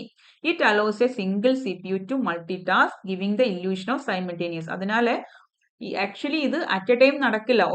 ஒரு ப்ராசஸ் முடிச்சுட்டு அடுத்த ப்ராசஸ் அது மாதிரி கான்டெக்ட் ஸ்விட்சிங்ல தான் நடக்குது. ஓகே, பட் இது வந்து நமக்கு ஃபீல் கிடைக்குது எல்லாமே அட் எ டைம் நடக்கிற மாதிரி. It's illusion of simultaneous process execution.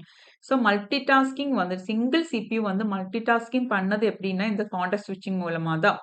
So why context switching is needed? In a multitasking environment, many process need CPU time. Without context switching, one process could monopolize a CPU, blocking others. Context switching enables fair CPU sharing and responsiveness. இப்போ நிறைய ப்ராசஸ்க்கு run பண்ண வேண்டியதா இருக்கு. ஒருத்தவங்களுக்கே வந்து process use பண்ணிட்டு இருந்தா CPU use பண்ணிட்டு இருந்தானா மற்றவங்களுக்கு எல்லாம் வந்துட்டு மற்றவங்களெல்லாம் பிளாக் ஆயிரும், மற்ற ப்ராசஸ் எல்லாம். ஸோ அது நடக்கக்கூடாது. ஃபேரா CPU கிடைக்கணும். அதுக்காக தான் இந்த கான்டெக்ஸ்ட் ஸ்விட்சிங் இம்பார்ட்டன்ட். ஓகே, இதுல வந்து ஸ்கெடியூலிங் எதுக்கு என்ன? இதோட ரோல், ஸ்கெடியூலரோட ரோல் என்னன்னு பார்த்தேன்னா, ஸ்கெடியூலர் தான் வந்து டிசைட் பண்ணுது எந்த ப்ராசஸை வந்து ரன் பண்ணணும். அது வந்துட்டு ஸ்கெடியூலர் தான் டிசைட் பண்ணும். டிஸ்பேச்சர் என்ன பண்ணும் அப்படின்னா வந்துட்டு அவங்க அந்த டிஸ்பேச்சர் தான் வந்து கரெக்டாக அந்த CPU கொடுக்கறது. இவங்க டிசைட் பண்ணும் எந்த ப்ராசஸ் ரன் பண்ணணும். அந்த டிசிஷன் எடுத்ததுக்கு அப்புறம் டிஸ்பேச்சர் தான் வந்துட்டு ஆக்சுவல் CPU வந்து கொடுக்கு. பெர்ஃபார்ம்ஸ் ஆக்சுவல் ஸ்விட்ச் by saving the current process state and loading the next. Okay, so context ஸ்விட்சிங் நடக்கிறதுக்கு சம் ட்ரிகர்ஸ் வேணும் இல்லை? ஒராள் ஒர்க் பண்ணிட்டு இருக்காங்க CPU கிட்ட இருந்து. எந்தாவது ஒரு ட்ரிகர் இல்லாம எப்படி அவங்க கிட்ட இருந்து அந்த CPU திருப்பி வாங்குறது? With interrupt. ஏதாவது ஒரு இன்டரப்ட் இல்லன்னா வந்துட்டு கர்னல் யூசர் மோட் ஸ்விட்ச் இல்லன்னா other events like input, output request. Interrupts அப்படின்னா வந்து ஹார்ட்வேர் இன்டரப்ட் நம்ம இதுல படிச்சிருக்கோம். COL படிச்சோம். ஹார்ட்வேர் இன்டரப்ட், டைமர் இன்டரப்ட் இதெல்லாம் வரும்போது கான்டெக்ஸ்ட் ஸ்விட்சிங் நடக்கும். ஓகே. அப்புறம் கர்னல் யூசர் மோட் ஸ்விட்ச். யூசர் மோட்ல இருந்து கர்னல் மோடுக்கு ஸ்விட்சிங் நடக்குது. That means privileged kernel mode and user mode ஸ்விட்சிங் நடக்கும்போது அங்க வந்து கான்டெக்ஸ்ட் ஸ்விட்சிங் நடக்கலாம். அப்புறம் எனக்கு வந்து அவுட்புட் கம்ப்ளீஷன் நடக்க வேண்டியதா இருக்கு. எனக்கு இப்ப CPU வேண்டாம். எனக்கு இன்புட், அவுட்புட் முடிச்சதுக்கு அப்புறம் இன்புட் கிடைச்சதுக்கு அப்புறம் தான் மறுபடியும் எனக்கு ப்ராசஸிங் பண்ணணும் அப்படின்னா நான் என்ன பண்ணுவேன்? கான்டெக்ஸ்ட் ஸ்விட்சிங் அங்க நடக்கும். எனக்கு இந்த ப்ராசஸ்க்கு வேண்டாம். CPU வேண்டாம். ஸோ அங்க கான்டெக்ஸ்ட் ஸ்விட்சிங் நடந்துட்டு அடுத்த ப்ராசஸ்க்கு கொடுக்குது. So these are the triggers for context ஸ்விட்சிங். Now types of scheduling queues and schedulers இது நம்ம பார்க்கலாம் இம்பார்ட்டன்ட் தான். என்னென்ன கியூஸ் இருக்கு நம்ம முன்னாடி அந்த ஃபர்ஸ்ட் அந்த நியூ ஸ்டேட் எல்லாம் சொல்லும்போது நான் சொல்லியிருந்தேன். இதோட டீட்டெயில் நம்ம பார்க்க போறோம். Job queue, ready queue, device queue 3 types of queues இருக்கு. அப்புறம் ஸ்கெடியூலர் பார்த்தேன்னா long term scheduler, short term scheduler and medium term ஸ்கெடியூலர்னு சொல்லிட்டு 3 டைப் இருக்கு. இது மூணுமே இம்பார்ட்டன்ட் தான். ஆனா ஈஸி தான். ஓகே. ஸோ ஜாப் கியூ அப்படின்னா என்ன? அந்த நியூ ஸ்டேட்டில் ஸ்டார்டிங் எல்லாருமே வந்து டிஸ்கில் இருக்கும். ப்ரோக்ராம் எழுதி டிஸ்கில் இருக்கு. Okay, so அதுதான் the queue is known as the job queue. It contains all the process or jobs in the list that are waiting to be processed. அந்த job queue அப்படின்னு சொல்லுவோம். When job is created, it goes into job queue and waits until it is ready for processing. It is maintained in the secondary memory. இதுல வந்து long term scheduler வந்து என்ன பண்ணும்? அந்த job queueல இருக்கிற process வந்து pick பண்ணிட்டு ready queueக்கு வந்து move பண்ணும். Ready queue அப்படின்னா என்ன? Main memory. இது important தான். Long-term scheduler decides degree of multi-programming of system. எத்தனை multi-programming means at a time வந்து CPU கிட்ட எத்தனை program போகணும். at a time CPU க்கு எத்தனை program execution கொடுக்கணும் அப்படிங்கிறது decision எடுக்கிறது யாரு? long-term scheduler தான். It decides the degree of multi-programming system. இது நம்ம மறுபடியும் இந்த சென்டென்ஸ் பார்ப்போம். ஓகே. ஸோ அதுதான் வந்துட்டு ஜாப் கியூ. ரெடி கியூ அப்படின்னா மெயின் மெமரிக்குள்ள ப்ராசஸை வந்துட்டு ஆல்ரெடி வந்துட்டு லாங் டேர்ம் ஸ்கெடியூலர் சூஸ் பண்ணி ரெடி கியூல போட்டாச்சு. Okay. Residing in the main memory and ready and waiting to execute. இப்போ வந்துட்டு நான் வந்து ரெடியா இருக்கேன்னு சொல்லிட்டு மெயின் மெமரியில வெயிட் பண்ணிட்டு இருக்காங்க. யாருக்காக? CPU கிடைக்கிறதுக்காக. அப்ப என்ன பண்ணும்? ஷார்ட் டேர்ம் ஸ்கெடியூலர் வந்துட்டு பார்க்கும். இந்த ரெடி கியூ பார்த்துட்டு இதுல இருந்து ப்ராசஸை வந்துட்டு எடுத்துட்டு செலக்ட் பண்ணும். லைக் ஓகே நீங்க வந்து எலிஜிபிள் டு கெட் CPU அப்படின்னு சொல்லிட்டு செலக்ட் பண்ணி வச்சுட்டு டிஸ்பேச்சர் என்ன பண்ணும்? டிஸ்பேச்சர் அப்படின்னு இருக்கு. டிஸ்பேச்சர் இது வந்து இம்பார்ட்டன்ட். கன்ஃபியூஸ் ஆகக்கூடாது. ஷார்ட் டேர்ம் ஸ்கெடியூலர் வந்துட்டு CPU கொடுக்காது. அவங்க செலக்ட் தான் பண்றாங்க. டிஸ்பேச்சர் என்ன பண்ணும்னா ஓகே இவங்க செலக்ட் பண்ணி வச்சிருக்க ஆளுக்கு வந்துட்டு CPU வந்து கொடுக்கும். அதுதான் dispatcher. Okay, now device queue அப்படின்னா list of process waiting for a particular input output device is called device queue.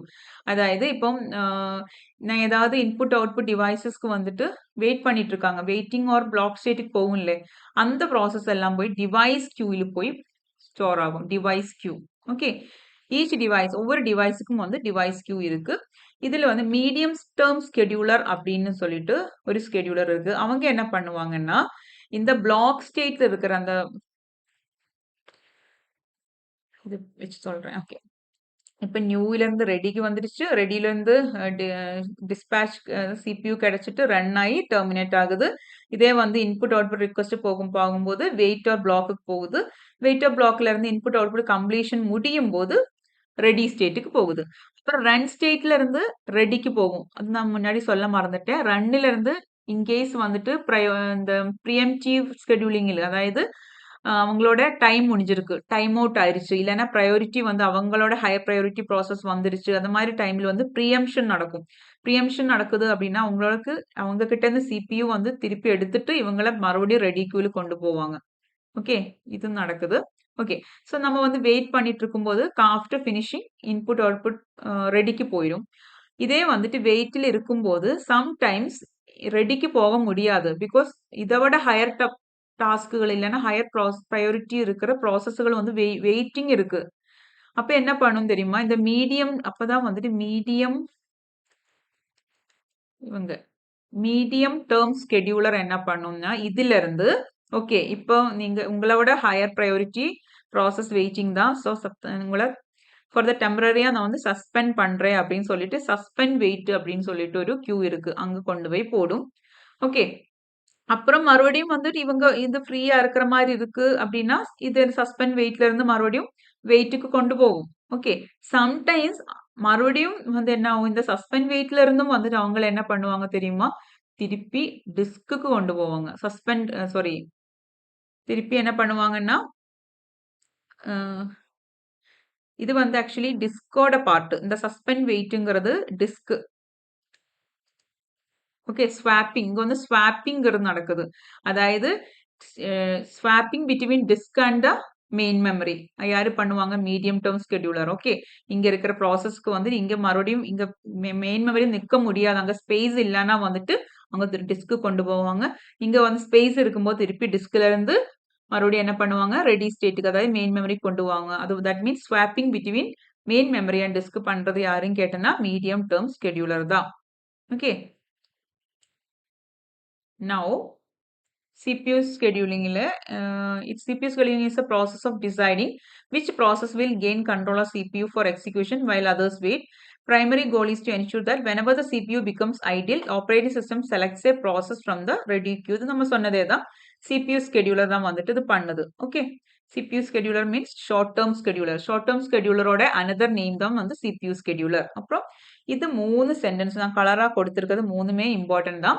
Long term scheduler is also called as job scheduler and short term scheduler is called as CPU scheduler. Note பண்ணி வச்சுக்கோங்க. Long term வந்து இன்னொரு பேர் என்ன, job scheduler, because job கியூல இருந்து எடுக்கிறாங்க. Short term scheduler வந்துட்டு CPU ஸ்கெடியூலர், பிகாஸ் இவங்க கிட்ட இருந்து தான் வந்துட்டு டிஸ்பேச்சர் வந்து எடுத்துட்டு CPU கொடுக்குது, அதனால CPU ஸ்கெடியூலர் அப்படின்னு சொல்லலாம். அப்புறம் இது கன்ஃபியூஸ் ஆக எப்பவுமே. Long term scheduler controls the degree of multiprogramming. அதாவது மல்டி ப்ரோக்ராமிங் அப்படின்னா வந்து அட் எ டைம் வந்து எத்தனை பேருக்கு வந்து மெயின் மெமரியில நிற்கலாம் என்கிறதான் வந்துட்டு multiprogramming. Okay, so number of program that is inside the main memory, that is what multiprogramming. அதை வந்து கண்ட்ரோல் பண்ணது யாரு, அந்த டிகிரி வந்து கண்ட்ரோல் பண்றது லாங் டேர்ம் ஸ்கெடியூலர் தானே. லாங் டேர்ம் ஸ்கெடியூலர் டிசைட் பண்றாங்க. ஓகே, இல்லைன்னு அவங்க நினைக்கிறாங்க ஓகே இப்ப வேண்டாம், இப்ப யாரையும் வந்து இங்க கொண்டு போக வேண்டாம்னு சொன்னா அது கம்மி ஆகுது இல்லை. It's controlling, it's controls the degree of multiprogramming. Medium term scheduler என்ன பண்ணுது, reduces the degree of multi programming.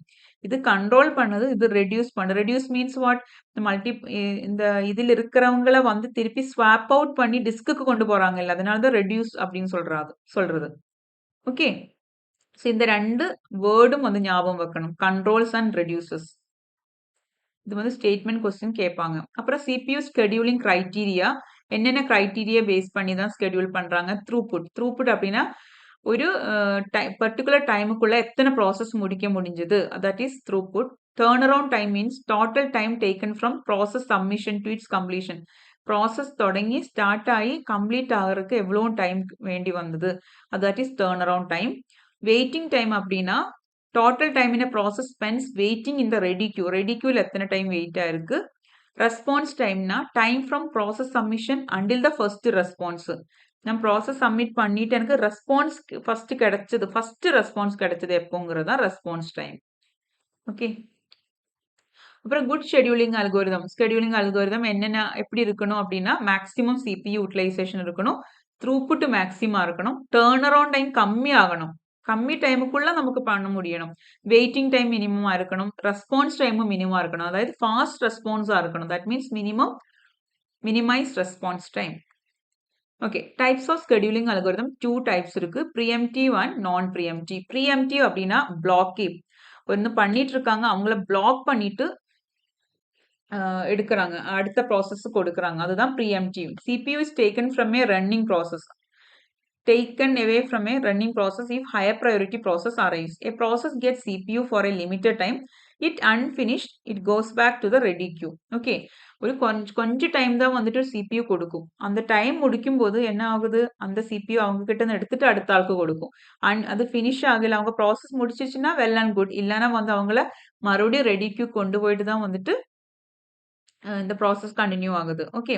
நான் ப்ரீஎம்ப்டிவ் அப்டின்னா, ஒன்ஸ் கொடுத்துட்டு அப்டின்னா, அவங்கள முடிக்கிற வரைக்கும் அவங்களோட டாஸ்க் முடிக்கிற வரைக்கும் அவங்கள வந்துட்டு பிளாக் பண்ண மாட்டேன். Okay. Once a process start execution, it keeps the CPU until it finishes or move to the waiting state. That is non preemptive. இது 2ம் இம்பார்ட்டன்ட் தான். இதில நான் ப்ரீஎம்ப்டிவ்ல வர எக்ஸாம்பிள் தான் SRTF, round robin and ப்ரீஎம்ப்டிவ்.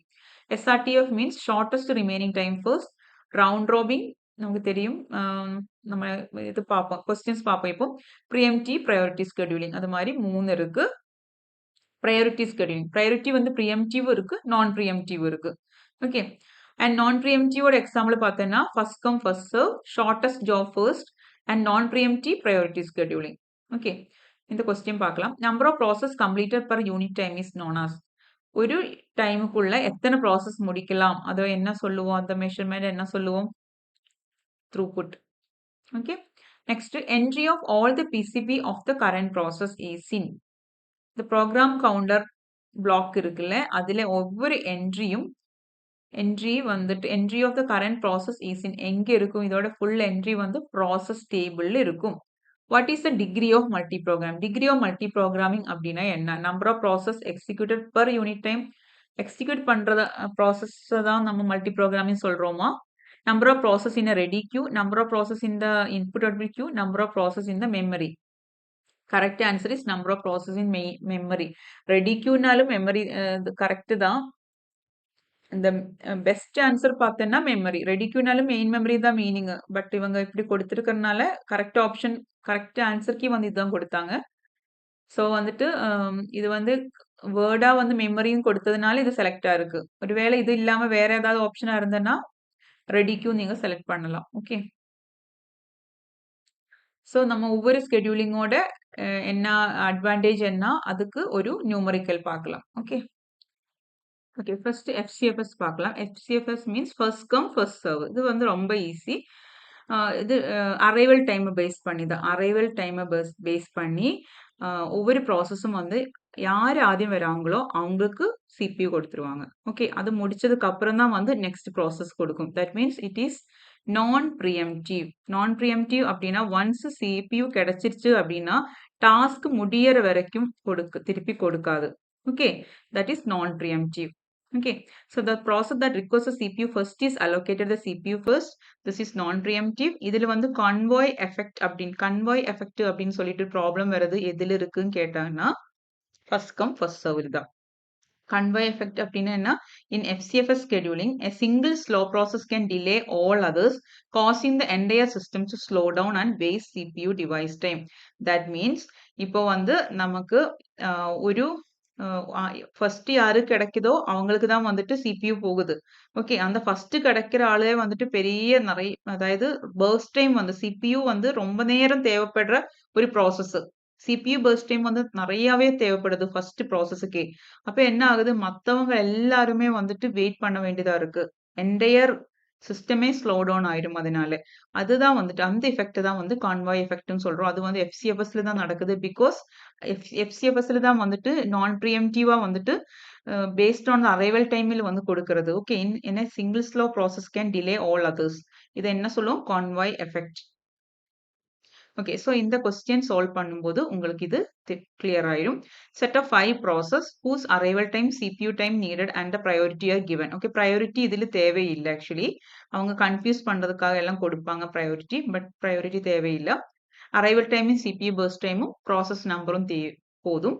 Okay, so arrival timing 0 கொடுத்துருக்காங்க. So 0ல் இருக்கிற 0ல் யார் இருக்காங்களோ அவங்களுக்கு தான் ஃபர்ஸ்ட் சிபியூ போகும். அப்போ 2 ப்ராசஸ் வந்து 0 அரைவல் டைம்ல இருக்குன்னா இதோட ப்ராசஸ் ஐடி பேஸ் பண்ணி P1 இந்த பேஸ்ட் ஆன் த அசெண்டிங் ஆர்டர்ல தான் போகும். இப்போ P1க்கு ஃபர்ஸ்ட் சிபியூ கிடைக்கும், அதுக்கப்புறம் P2 கிடைக்கும், தென் அதுக்கப்புறம் 2 அரைவல் டைம்ல P3 வருது, தென் P4 வருது, P5 இந்த ஆர்டர்லே தான் சிபியூ கிடைக்கும். அப்புறம் ஒவ்வொருத்தரும் வந்து கிடைச்சிருச்சுன்னா ஃபர்ஸ்ட் ஆளு வந்துட்டு 10 சிபியூ பர்ஸ்ட் டைம் 10 வேணும், செகண்ட் பர்சன் வந்துட்டு 5, தேர்ட் பர்சன் 3, அது மாதிரி. ஓகே, ஸோ இதை எப்படி பண்ணுவோம், இதுக்கு வந்து நம்ம எப்பவுமே ஒரு கேன் சார்ட் வரைப்போம். இது ஓகே. ஸோ ஃபர்ஸ்ட் ஒன் வந்துட்டு P1 வந்துட்டு 0ல் வந்துருச்சு 10 டைம் வரைக்கும் அங்க யூஸ் பண்ணிட்டு இருக்காங்க. அதுக்கு அடுத்தது P2 வந்துருச்சு. P2 வந்துட்டு 10 plus 5 times. So 15th time வரைக்கும் இவங்க ஒர்க் பண்றாங்க. அப்புறம் P3யோடது வந்துட்டு என்ன, இது வந்து கேன் சார்ட் இல்லாமையும் பண்ணலாம். பிகாஸ் இது ஈஸி இல்ல. இப்ப டைரக்டா ஆட் பண்ணி போனா போதும். ஓகே. ஸோ 15 பிளஸ் நெக்ஸ்ட் ஆளு வந்துட்டு 3 CPU burst time. So 15 plus 3 is 18. அதுக்கு அடுத்தது P4 வருது. P4 வந்து 20 times யூஸ் பண்ணுது இல்ல. 20 time is 20. So 18 plus 20 is 38. Now finally P5 வந்துட்டு P5 வந்து finish பண்ற டைம் என்ன? 38 plus 2 is 40. Okay, completion time. இப்போ நமக்கு என்ன கண்டுபிடிக்க சொல்லியிருக்காங்க? CPU scheduling policies FCFS then average waiting time. Average waiting டைமுக்கு நமக்கு ஆദ്യം வேண்டது கம்ப்ளீஷன் டைம் வந்துட்டு கண்டுபிடிச்சிட்டோம் நம்ம இப்போ. ஸோ கம்ப்ளீஷன் டைம் எழுதிடணும். P1ஓட கம்ப்ளீஷன் டைம் எப்போ 10, P2ஓட கம்ப்ளீஷன் டைம் 15. இது இங்க எப்படி எழுதலாம் தேவையில்லை. டைரக்டா இப்படி ஆட் பண்ணி போயிடலாம். FCFSனால மற்ற SJFL இருந்தனா நம்ம இது மாதிரி கண்டிப்பா போட்டுதான் ஆகணும். ஓகே, ஸோ 15, அப்புறம் 18, then 38 and P5 finishes at 40. Okay, இது மாதிரி எழுதிடணும். அதுக்கப்புறம் நமக்கு என்ன வேணும்? கம்ப்ளீஷன் டைம் முடிஞ்சிருக்கு. Next is turn around time கண்டுபிடிக்கணும். நமக்கு வெயிட்டிங் டைம் தான் கேட்டிருக்காங்க. பட் டர்ன் அரவுண்ட் டைம் கண்டுபிடிச்சாதான் வெயிட்டிங் டைம் கண்டுபிடிக்க முடியும். So turn around time means என்ன? Turn around time equal to completion time minus arrival time. Okay, so completion time 10, arrival time 0. So 10 minus 0 is 0. இங்கே 15 minus 0. So this is 15. Okay. And next 18 minus 2. 2 இல் தானே வந்துருச்சு. So 16. And next turnaround time is 38 minus arrival time is 5. So that is 33. And 40 minus 10, 30. Okay. இதெல்லாம் கூட add பண்ணிட்டு okay, add பண்ண தேவையில்லை. Because turn around time கேட்கல, நம்ம கிட்ட வெயிட்டிங் டைம் கேட்டிருக்காங்க. ஸோ வெயிட்டிங் டைம் கண்டுபிடிக்கணும்னா turn around time minus CPU burst time தான். ஸோ 10 minus 10 0, 15 minus 5 10, 16 minus 3 என்ன 13, 33 minus 20 is again 13, right? 33 minus 20 is 13 and 30 minus 2 is 28. Okay, இதெல்லாம் கூட ஆட் பண்ணணும். நம்ம இப்ப கண்டுபிடிச்சிருக்கேன்ல 13, 13, 28 இதெல்லாம் கூட ஆட் பண்ணும்போது உங்களுக்கு 64ன்னு வரும். ஓகே, இதெல்லாம் ஆட் பண்ணா 64 வரும். இப்போ நம்ம என்ன பண்ண, எத்தனை ப்ராசஸ் இருக்கு? டோட்டல் 5 ப்ராசஸ் இருக்கு. 5ஆல டிவைட் பண்ணும்போது 12.8. So answer is 12.8. இப்படிதான் நம்ம கண்டுபிடிப்போம். ஈஸியா கண்டுபிடிச்சிடலாம். நெக்ஸ்ட் வந்து ஷார்டஸ்ட் ஜாப் ஃபர்ஸ்ட் SJF. இதுவும் வந்துட்டு நான் ப்ரீஎம்டிவ் தான். இது வந்துட்டு 1 CPU கிடைச்சிருச்சுன்னா அப்புறம் முடிச்சதுக்கு அப்புறம் தான் கொடுக்கும். இதுல வந்துட்டு யாருக்கு வந்து ஃபர்ஸ்ட் கம் ஃபர்ஸ்ட் FCFSல வந்துட்டு யாரு ஃபர்ஸ்ட் வராங்களோ அவங்களுக்கு கொடுத்துருவாங்க. இதுல வந்து based on the arrival time தான் ஃபர்ஸ்ட் பார்க்கும். 0th அரைவல் டைம்ல யாரு ഏറ്റവും கம்மி இருக்கு, அதாவது பர்ஸ்ட் டைம் கம்மியா இருக்கோ அவங்களுக்கு கொடுத்துரும். ஓகே, ஸோ அவங்க கிட்ட இருந்து அது அவங்களோட டாஸ்க் முடிச்சதுக்கு அப்புறம் நெக்ஸ்ட் யாரு ஜாப் ஃபர்ஸ்ட் கம்மி டைம் இருக்கிறது, பர்ஸ்ட் டைம் கம்மியா இருக்கு அவங்களுக்கு கொடுத்துறது மாதிரி. ஓகே, ஸோ இதுல வந்துட்டு ஷார்டஸ்ட் ஜாப் ஃபர்ஸ்ட் தான் வந்து இருக்கிறதுலே மினிமம் ஆவரேஜ் வெயிட்டிங் டைம் வந்து ப்ரொவைட் பண்றது. இதுதான் பெஸ்ட். ஓகே, எப்பவுமே minimum average waiting time provide பண்றது எதுன்னு கேட்டேன்னா ஷார்டஸ்ட் ஜாப் ஃபர்ஸ்ட் ஆப்ஷன்ல இருக்குன்னா இதுதான் சூஸ் பண்ணணும். இது இல்ல வந்துட்டு இதோட ப்ரீஎம்டிவ் வெர்ஷன் இருக்கு, ஷார்டஸ்ட் ரிமைனிங் டைம் சொல்லிட்டு அதுதான் சூஸ் பண்ணணும். இது இல்லன்னா ஓகே, இது வந்து ஒரு கிரீடி அல்கோரிதம். இதுல லிமிட்டேஷன் இருக்கு. என்ன லிமிட்டேஷன் அப்படின்னா ஸ்டார்வேஷன். அதாவது ஒரு குறைய ஷார்டஸ்ட் ஜாப் இருக்கு, ஆனா அதுக்கப்புறம் வந்துட்டு பெரிய ஜாப்ஸும் இருக்கு. அப்படி நிறைய ஷார்டஸ்ட் ஜாப் வந்துட்டே இருக்கும்போது பெரிய ஜாப், அதாவது நிறைய பர்ஸ்ட் டைம் தேவைப்படுற ஜாப் வந்து CPU கிடைக்காம ஸ்டார்வ் ஆயிட்டே இருக்குது. அதுதான் வந்து ஸ்டார்வேஷன்ங்கிற ஒரு ப்ராப்ளம் இந்த ஷார்டஸ்ட் ஜாப்ல வருது. அதை அவாய்ட் பண்றதுக்காக யூஸ் பண்ற ஒரு டெக்னிக் தான் வந்து ஏஜிங். இது ரெண்டுமே இம்பார்ட்டன்ட். Okay, starvation. ஓகே, இதுக்கு வந்துட்டு SJFக்கு வந்துட்டு நம்ம ஒரு சேம் கொஸ்டின், நம்ம முன்னாடி பண்ண சேம் கொஸ்டின் SJF பண்ணனா ஆவரேஜ் வெயிட்டிங் டைம் என்னன்னு கேட்டிருக்காங்க. ஆப்ஷன்ஸ் மட்டும் மாத்தி கொடுத்தாச்சு. ஓகே. ஸோ இதுல வந்து என்ன பண்ணுவோம்? கேன் சார்ட் மறுபடியும் வரைக்கணும்ல. ஸோ கேன் சார்ட் வரைக்கும்போது யாருக்கு வந்துட்டு இதுல ഏറ്റവും 0ൽ தான் நம்ம ஃபர்ஸ்ட் 0 தானே பார்க்கணும். 0ൽ வந்து 2 ப்ராசஸ் இருக்காங்க. P1 P2 ഏറ്റവും கம்மி பர்ஸ்ட் டைம் இருக்கிறது 5க்கு தான். P2க்கு தான். ஸோ ஃபர்ஸ்ட் கண்டிப்பா P2 எடுக்கணும். அதுக்கு அடுத்தது வந்துட்டு பார்க்கும்போது இந்த P2 முடிக்கும்போது பாருங்க ஃபர்ஸ்ட் P2க்கு கொடுத்தாச்சு. P2 எப்போ முடிக்கும்? P2 முடிக்கிறது burst time is 5. Okay. at the time of 5ல் பார்க்கணும் அப்போ. 5 வரைக்கும் வந்து இது வரைக்கும் வந்து யாருக்கு வந்து ഏറ്റവും கம்மியா CPU burst time இருக்குன்னு பார்த்தேன்னா இவங்களுக்கு தான். That is P3. ஓகே. அப்ப P3க்கு இவரோட burst time 3. So 5 plus 3 equal to 8. So இவங்க ரெண்டு பேருமே முடிச்சிட்டாங்க.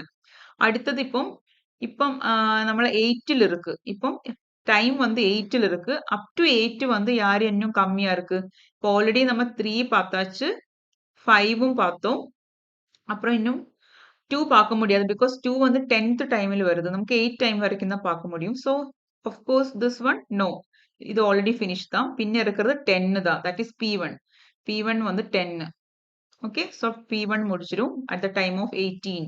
Because burst time is 10. 10 plus 8 is 18. அதுக்கப்புறம் P5.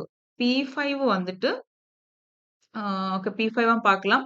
இப்ப 18ல இருக்கு. 18 டைம்ல வந்துட்டு ഏറ്റവും கம்மி பர்ஸ்ட் டைம் இருக்கிறது 2 இருக்குல்ல. ஸோ வந்து கண்டிப்பா P5க்கு CPU கிடைச்சிடும். So 18 plus 2 that is 20. Burst time add பண்ணுவோம். அப்ப P5 வந்து எந்த டைம்ல கம்ப்ளீட் ஆகுது? 20th டைம்ல கம்ப்ளீட் ஆகுது. ஃபைனலி இப்போ இவங்களும் முடிச்சிட்டாங்க. P5 முடிச்சிட்டாங்க. இன்னும் P4க்கு மட்டும் P2 முடிச்சிட்டாங்க. P4க்கு மட்டும் இன்னும் CPU கிடைக்கல. ஸோ ஃபைனலி P2க்கு வந்து கொடுத்துரும். So 20 plus 20 equal to 40. So finishing time is 40. But பார்க்கலாம். இதுக்கு நம்ம என்ன பண்ணணும்? கம்ப்ளீஷன் டைம் வந்து எழுதிடணும். First of all completion time ஒவ்வொருத்தரோட கம்ப்ளீஷன் டைம் பாருங்க டிஃப்ரெண்டா இருக்கு. நம்ம ப்ரையாரிட்டி FCFs பார்க்கும்போது இங்க இருந்து அப்படியே டைரக்டா எழுதிட்டு போனோம். ஆனா இப்ப பார்த்தேன்னா P2 ஃபர்ஸ்ட் முடிஞ்சிருக்கு. தென் P3 தென் P1 அப்படி முடிஞ்சிருக்கு. ஸோ P1ஓட கம்ப்ளீஷன் 18th தான் முடியுது. 18. P2ட கம்ப்ளீஷன் முடியறது 5ல். P3 8ல். Then P4 40. Then P5 20. Okay. இது மாதிரி கம்ப்ளீஷன் டைம் எழுதிரணும். அதுக்கப்புறம் நம்ம என்ன கண்டுபிடிக்கணும்? டர்ன் அரவுண்ட் டைம் கண்டுபிடிக்கணும். Turn around time means what? Completion time minus arrival time. So ஈஸியா வந்துட்டு மைனஸ் பண்ணிடலாம். 18. Then 5 minus 0 5. அதுக்கு அடுத்தது என்ன? 8 minus 2 that is 6. Then 40 minus 5 that is 35. Then finally 20 minus 10 is 10. இப்போ turn around time கிடைச்சிருக்கு. அவங்க கேட்டிருக்கிறது waiting time. So waiting time நான் இங்க எழுதுறேன். வெயிட்டிங் டைமுக்கு waiting time means turn around time minus burst time. So 18 minus 10 that is 8. Now 5 minus 5 that is 0. இவங்க வெயிட்டே பண்ணல. பிகாஸ் P2க்கு ஃபர்ஸ்டே கிடைச்சிருக்கு. ஸோ அவங்க வெயிட்டே பண்ணல. அடுத்தது 6. 6 minus 3 that is 3. 35 minus 20. No. Wait. Yes. 35 minus 20 that is 15. Then 10 minus 2 that is 8. இதெல்லாம் கூட add பண்ணனா நம்ம கண்டுபிடிச்சிருக்கிற வேல்யூ தானே 0 8 3 8 15. ஓகே. ஸோ பண்ணும்போது இவங்க வந்துட்டு P2 P3 P1 P5 P4ங்கிற ஆர்டர்ல வந்துட்டு இங்க கொடுத்திருக்கு. நம்ம இப்ப கண்டுபிடிச்சிருக்கிற ஆர்டர் வந்துட்டு இதே மாதிரி P1 P2ங்கிற ஆர்டர்ல எழுதிருக்கறனால தான் இப்படி வந்திருக்கு. ஓகே. சேம் வேல்யூ தான் நம்ம. ஓகே. சேம் வேல்யூ தான். ஸோ ஆட் பண்ணும்போது என்ன கிடைக்கும்? 34ன்னு கிடைக்கும். அப்போ நமக்கு அது டோட்டல் நம்பர் ஆஃப் ப்ராசஸ் வந்து 5 டிவைட் பை 5 பண்ணும்போது 6.8 தான் வந்து ஆன்சர். ஓகே. ஈஸி தானே? நெக்ஸ்ட் வந்து ப்ரையாரிட்டி ஸ்கெடியூலிங். ப்ரையாரிட்டி ஸ்கெடியூலிங் வந்துட்டு ப்ரீஎம்டிவ் அண்ட் நான் ப்ரீஎம்டிவ் இருக்கு. பேஸ்ட் ஆன் த ப்ரையாரிட்டி வந்து ஒவ்வொரு ப்ராசஸ்க்கும் வந்துட்டு அசைன் பண்ணும். இப்போ கொஸ்டின்ல கொடுப்பாங்க ஸ்மால் நம்பருக்கு வந்து ஹை ப்ரையாரிட்டியா இருக்கு, இல்லைன்னா பிக் நம்பருக்கு ஹை ப்ரையாரிட்டியா இருக்குன்னு கொஸ்டின் கொடுப்பாங்க. அது பேஸ் பண்ணி தான் நீங்க ஆன்சர் கண்டுபிடிக்கணும். ஹையஸ்ட் ப்ரையாரிட்டி யாரு இருக்கோ அவங்க ஃபர்ஸ்ட் ரன் பண்ணுவாங்க. സെയിം പ്രയോറിറ്റിയെ ഒന്നിൽ കൂടുതൽ மேபி மோர் தேன் ஒன் ப்ராசஸ்க்கு வந்து சேம் ப்ரையாரிட்டி இருக்குன்னா யாரு ஃபர்ஸ்ட் வந்தாங்களோ இந்த FCFS ஆர்டர்ல தான் வந்துட்டு CPU போகும். அப்படி இங்க வந்து ஸ்டார்வேஷன் நடக்குது. பிகாஸ் லோ ப்ரையாரிட்டியா இருக்கிற டாஸ்க் வந்துட்டே இருக்கும்போது சாரி ஹை ப்ரையாரிட்டி டாஸ்க் வந்துட்டே இருக்கும்போது லோ ப்ரையாரிட்டி டாஸ்க் ரொம்ப நேரம் வெயிட் பண்ணிட்டே இருக்க வேண்டியதா இருக்கும். அது வந்து லீட்ஸ் டு ஸ்டார்வேஷன். அதோட சொல்யூஷன் வந்து same ageing. Okay. So same question நம்ம என்ன பண்றோம்? இப்ப வந்து நான் இதுல இப்ப காமிக்க போறது ப்ரீஎம்ப்டிவ் வெர்ஷன் தான். இது வந்து 2 சொன்னேன்ல. ப்ரீஎம்ப்டிவ் அண்ட் நான் ப்ரீஎம்ப்டிவ் இருக்கு. இதுல ப்ரையாரிட்டில. இது ப்ரீஎம்ப்டிவ் நம்ம பார்க்கலாம். நான் ப்ரீஎம்ப்டிவ் நீங்க என்ன பண்ணணும்னா, இதே கொஸ்டினுக்கு நீங்க ட்ரை பண்ணணும். இது ஆப்ஷன்ல அந்த ஆன்சர் வந்து இந்த ஆப்ஷன்ல இல்ல. பட் நீங்க ஆப்ஷன்ல இல்லனாலும் பரவால்ல. நீங்க ஆன்சர் கண்டுபிடிச்சுட்டு கமெண்ட் போடுங்க. ஓகே. நான் ப்ரீஎம்ப்டிவ் வெர்ஷன் நீங்க கண்டுபிடிக்கணும். அது ஈஸி தான். ப்ரீஎம்ப்டிவ் நம்ம இப்ப சால்வ் பண்ணலாம். ஸோ, ஃபர்ஸ்ட் வந்து பிரையாரிட்டி 0யில வந்து 2 எண்ணம் 0யில இருக்கும்போது, நம்ம கண்டிப்பா P1 தான் பார்க்கணும். ஓகே. இங்க வந்து பர்ஸ்ட் டைம் எல்லாம் பார்க்க மாட்டோம். ஓகே. P1, P2ன்னு இருக்கு. P1, P2ல வந்து பிரையாரிட்டி யாருக்கு அதிகமா இருக்கு? கொஸ்டின்ல என்ன கொடுத்திருக்காங்க? Smaller the number higher priority. Small நம்பருக்கு தான் ஹையர் பிரையாரிட்டி. கண்டிப்பா P2 ஃபர்ஸ்ட் வரணும். P2 எத்தன டைம் இருக்கு? இது வந்து நான் ப்ரீஎம்ப்டிவ். நான் ப்ரீஎம்ப்டிவ் அப்டின்னா அவங்க வொர்க் பண்ணிட்டு இருக்கும்போது, அவங்களோட ஹை பிரையாரிட்டி ஆளு வரும்போது, அவங்கள ஸ்டாப் பண்ணும். ஓகே. இப்போ இவங்களுக்கு 2 சிபியூ பர்ஸ்ட் டைம் 5 இருக்கு. ஆனா 5 வரதுக்கு முன்னாடி, அட் த டைம் ஆஃப் செகண்ட்ல வந்து ஹையஸ்ட் பிரையாரிட்டி பெர்சன் வராங்க. ப்ராசஸ் வராங்க. அப்ப இவங்களுக்கு 2 வரைக்கும் தான் வொர்க் பண்ண முடியும். அட் த டைம் 2ல வந்துட்டு யாரு வந்துட்டாங்க? P3 வந்தாச்சு. With the highest priority. அப்போ வந்து கண்டிப்பா சிபியூ வந்து இவங்க கொடுத்துரும். ஓகே. ஸோ P3யோட பர்ஸ்ட் டைம் என்ன? இவங்க கிட்ட இருந்து வேற யாருக்கும் கிடைக்காது. அவங்க முடிக்கிற வரைக்கும் அவங்க பண்ணிட்டு இருப்பாங்க. பிகாஸ் அவங்க தான் highest priority. So burst time 3. 2 + 3 = 5. So இது முடிச்சாச்சு. பட் P2 முடிக்கல இன்னும். சாரி P2 இன்னும் முடிக்கல. அப்ப என்ன பண்ணும்? P2க்கு இன்னும் எவ்வளவு டைம் இருக்கு? டோட்டல் P2வோட டைம் 5ஆ இருந்தது. இப்ப 2 தான் முடிச்சிருக்கு. ஸோ P2க்கு இன்னும் ரிமைனிங் 3 இருக்கு. நான் இங்க எழுதுறேன். நான் தெரியாம டிக் மார்க் போட்டுட்டேன். 3. ஓகே. நான் இந்த மாரி ரிமைனிங் டைம் நீங்க மேல எழுதிரணும். ஓகே. அப்புறம் ஆ P1, P2, P3 முடிஞ்சிருச்சு. அப்புறம் 5 அட் த டைம் ஆஃப் 5ல யாருக்கு ஹையஸ்ட் பிரையாரிட்டின்னு பார்க்கணும். 2க்கு தானே. கண்டிப்பா ஹையஸ்ட் பிரையாரிட்டி 2 தான். தட் மீன்ஸ் 2ன்னா யாரு? P2க்கு தான். P2க்கு தான் வந்து ஹையஸ்ட் பிரையாரிட்டி இப்ப இருக்கு. P2 ஆல்ரெடி ஸ்டார்ட் பண்ணியா இருக்கு. இன்னும் முடிக்கிறதுக்கு இருக்கு. ஸோ P2க்கு வந்து கொடுத்துரலாம். P2வோட கம்ப்ளீட் பண்ணிரும். இந்த 3யும் வந்து இப்பவே முடிக்க முடியும். பிகாஸ் இத விட ஹையர் பிரையாரிட்டி வேற யாரும் இல்ல. So 5 3ம் 8. Okay. 5 + 3 is 8. Now next highest priority யாரு? 1, 2 முடிச்சுச்சுன்னா 3 தான். பட் 3 வந்து அட் த டைம் ஆஃப் 10ல தான் வருது. நமக்கு இப்ப 8 தான் இருக்கு டைம். அப்ப வந்து யாரு அடுத்தது 4 தானே கண்டிப்பா பண்ணணும். 4. That is P4. P4ஓட டைம் வந்துட்டு பர்ஸ்ட் டைம் 20 இருக்கு. ஆனா அதுக்கு முன்னாடி இத விட நெக்ஸ்ட் இது வந்து 4த் பிரையாரிட்டி. 3 பிரையாரிட்டி இருக்கிற ஆள் எப்ப வராங்க? 10த் டைம்ல வராங்க. ஸோ 10 வரைக்கும் தான் இவங்க வொர்க் பண்ண முடியும் P4னால. ஓகே. P4 2 டைம் தான் வொர்க் பண்ண முடியும். மேபி நம்ம 2 மினிட்ஸ்ன்னு சொல்லலாம். இல்லன்னா 2 மில்லி செகண்ட் சொல்லலாம். 2 மில்லி செகண்ட் வொர்க் பண்றாங்க. ஸோ P4க்கு ரிமைனிங் 18 பாக்கி இருக்கு. ஓகே. 18 is remaining. நவ் P4க்கு கிடைச்சிருக்கா? அடுத்தது இவங்க வந்துட்டாங்க. P5 வந்தாச்சு. P5க்கு வந்துட்டு first time is 2. That is 12. Okay. 12. P5 முடிச்சாச்சு. அப்பம் அதுக்கு அடுத்தது மறுபடியும் இப்பம் அடுத்தது யாருக்கு கொடுப்பாங்க? P4க்கே போயிரும். பிகாஸ் P4க்கே போயிரும். P4க்கு இன்னும் 18 பெண்டிங்கா இருக்கு. அதுக்கு அடுத்தது தான் வந்து ஹையஸ்ட் பிரையாரிட்டி 5 இருக்கு. ஸோ P4 கண்டிப்பா கொடுத்து தான் ஆகணும். ஸோ P4 முடிச்சிருவாங்க. P4க்கு இன்னும் ரிமைனிங் 18 இருக்கு. ஸோ 12 + 18 = 30. ஃபைனலி P1க்கு கிடைக்குது. P1 தான் இந்த லோவஸ்ட் பிரையாரிட்டி. P1ஓடது வந்துட்டு 10. ஸோ 40. ஓகே. P1 முடிச்சாச்சு. இனிதான் நம்மளோட வேலை. என்ன வேலை? கம்ப்ளீஷன் டைம் எழுதணும். அப்படியே கம்ப்ளீஷன் டைம் எழுத வேண்டியதா? ஓகே. இதோட முடிச்சது P2 முடிச்ச டைம் என்ன? 2. P3 முடிச்சது 5.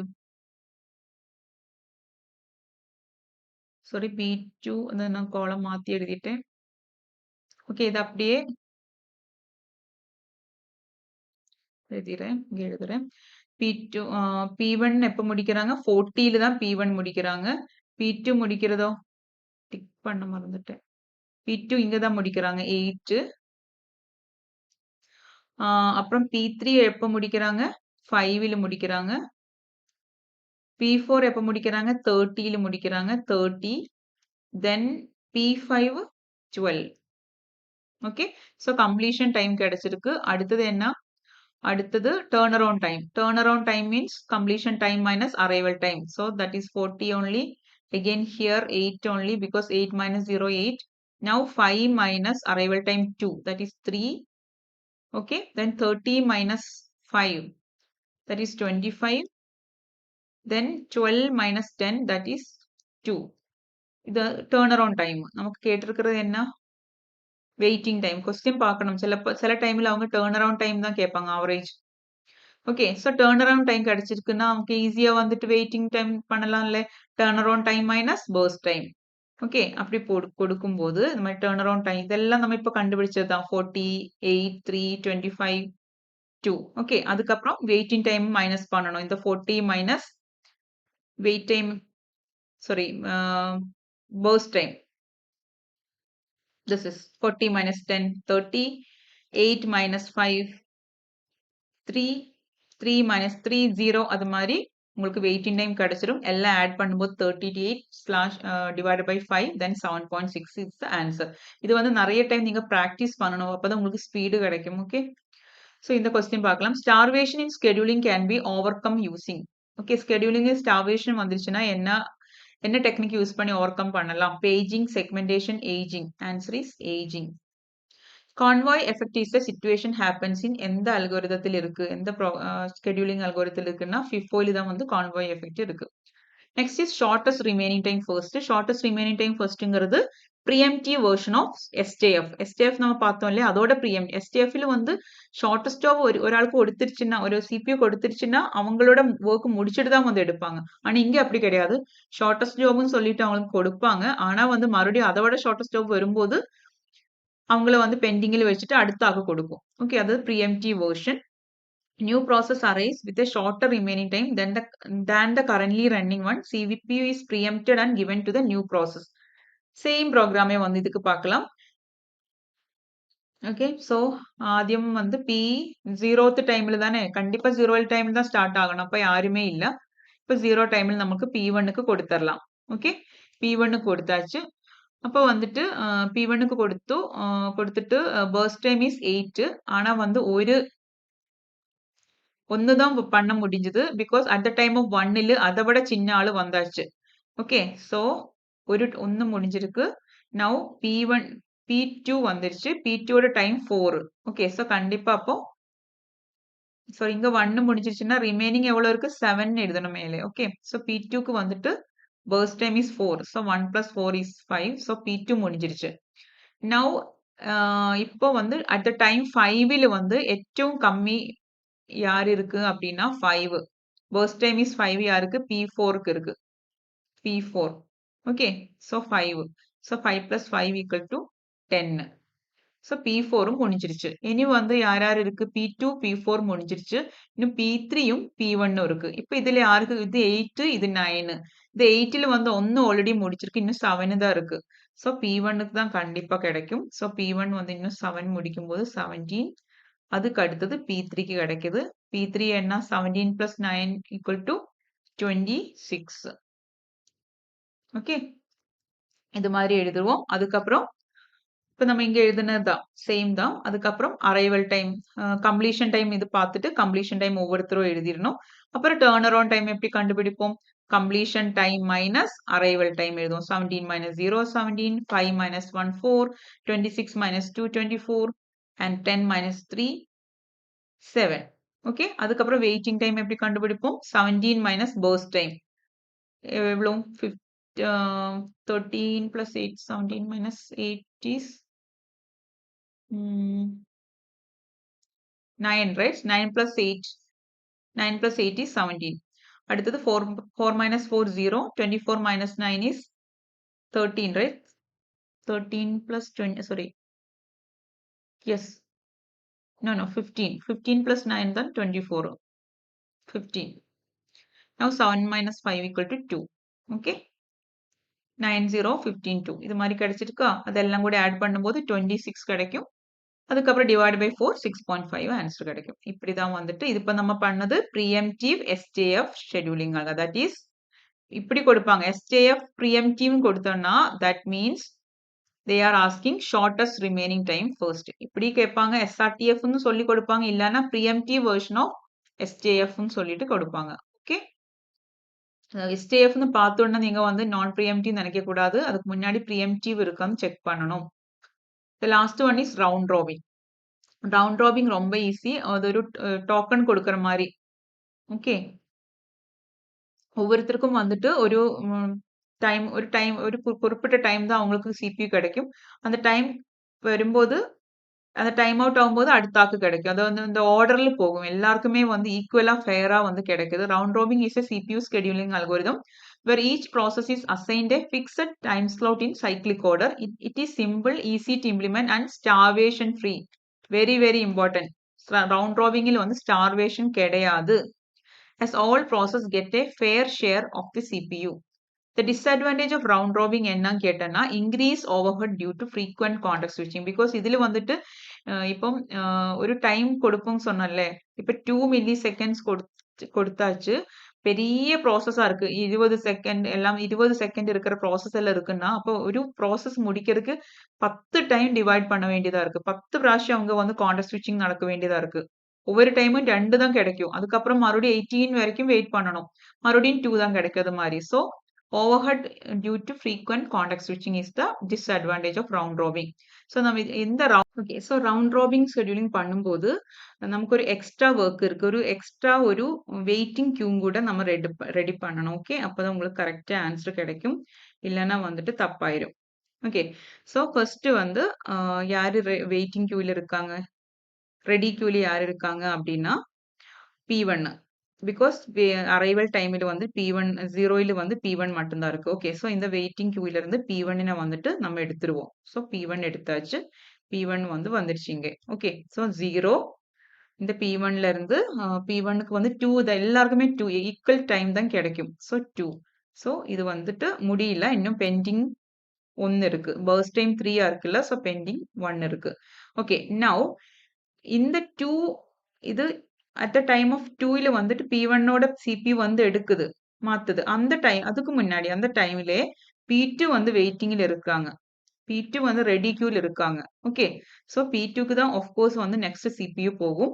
அப்போ வந்து அந்த கான்டெக்ஸ்ட் ஸ்விட்சிங் நடக்கும்போது இந்த P1 என்ன பண்ணும், P1 கொண்டு போயிட்டு இந்த மறுபடியும் இந்த கியூல கொண்டு போடும்.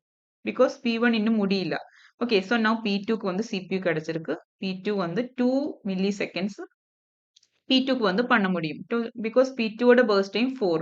ஸோ 2 + 2 = 4. ஓகே, ஸோ இந்த டைமில் வேற யாராவது வந்திருக்கா 4ல? அட் த டைம் ஆஃப் 4ல யாருமே இல்ல.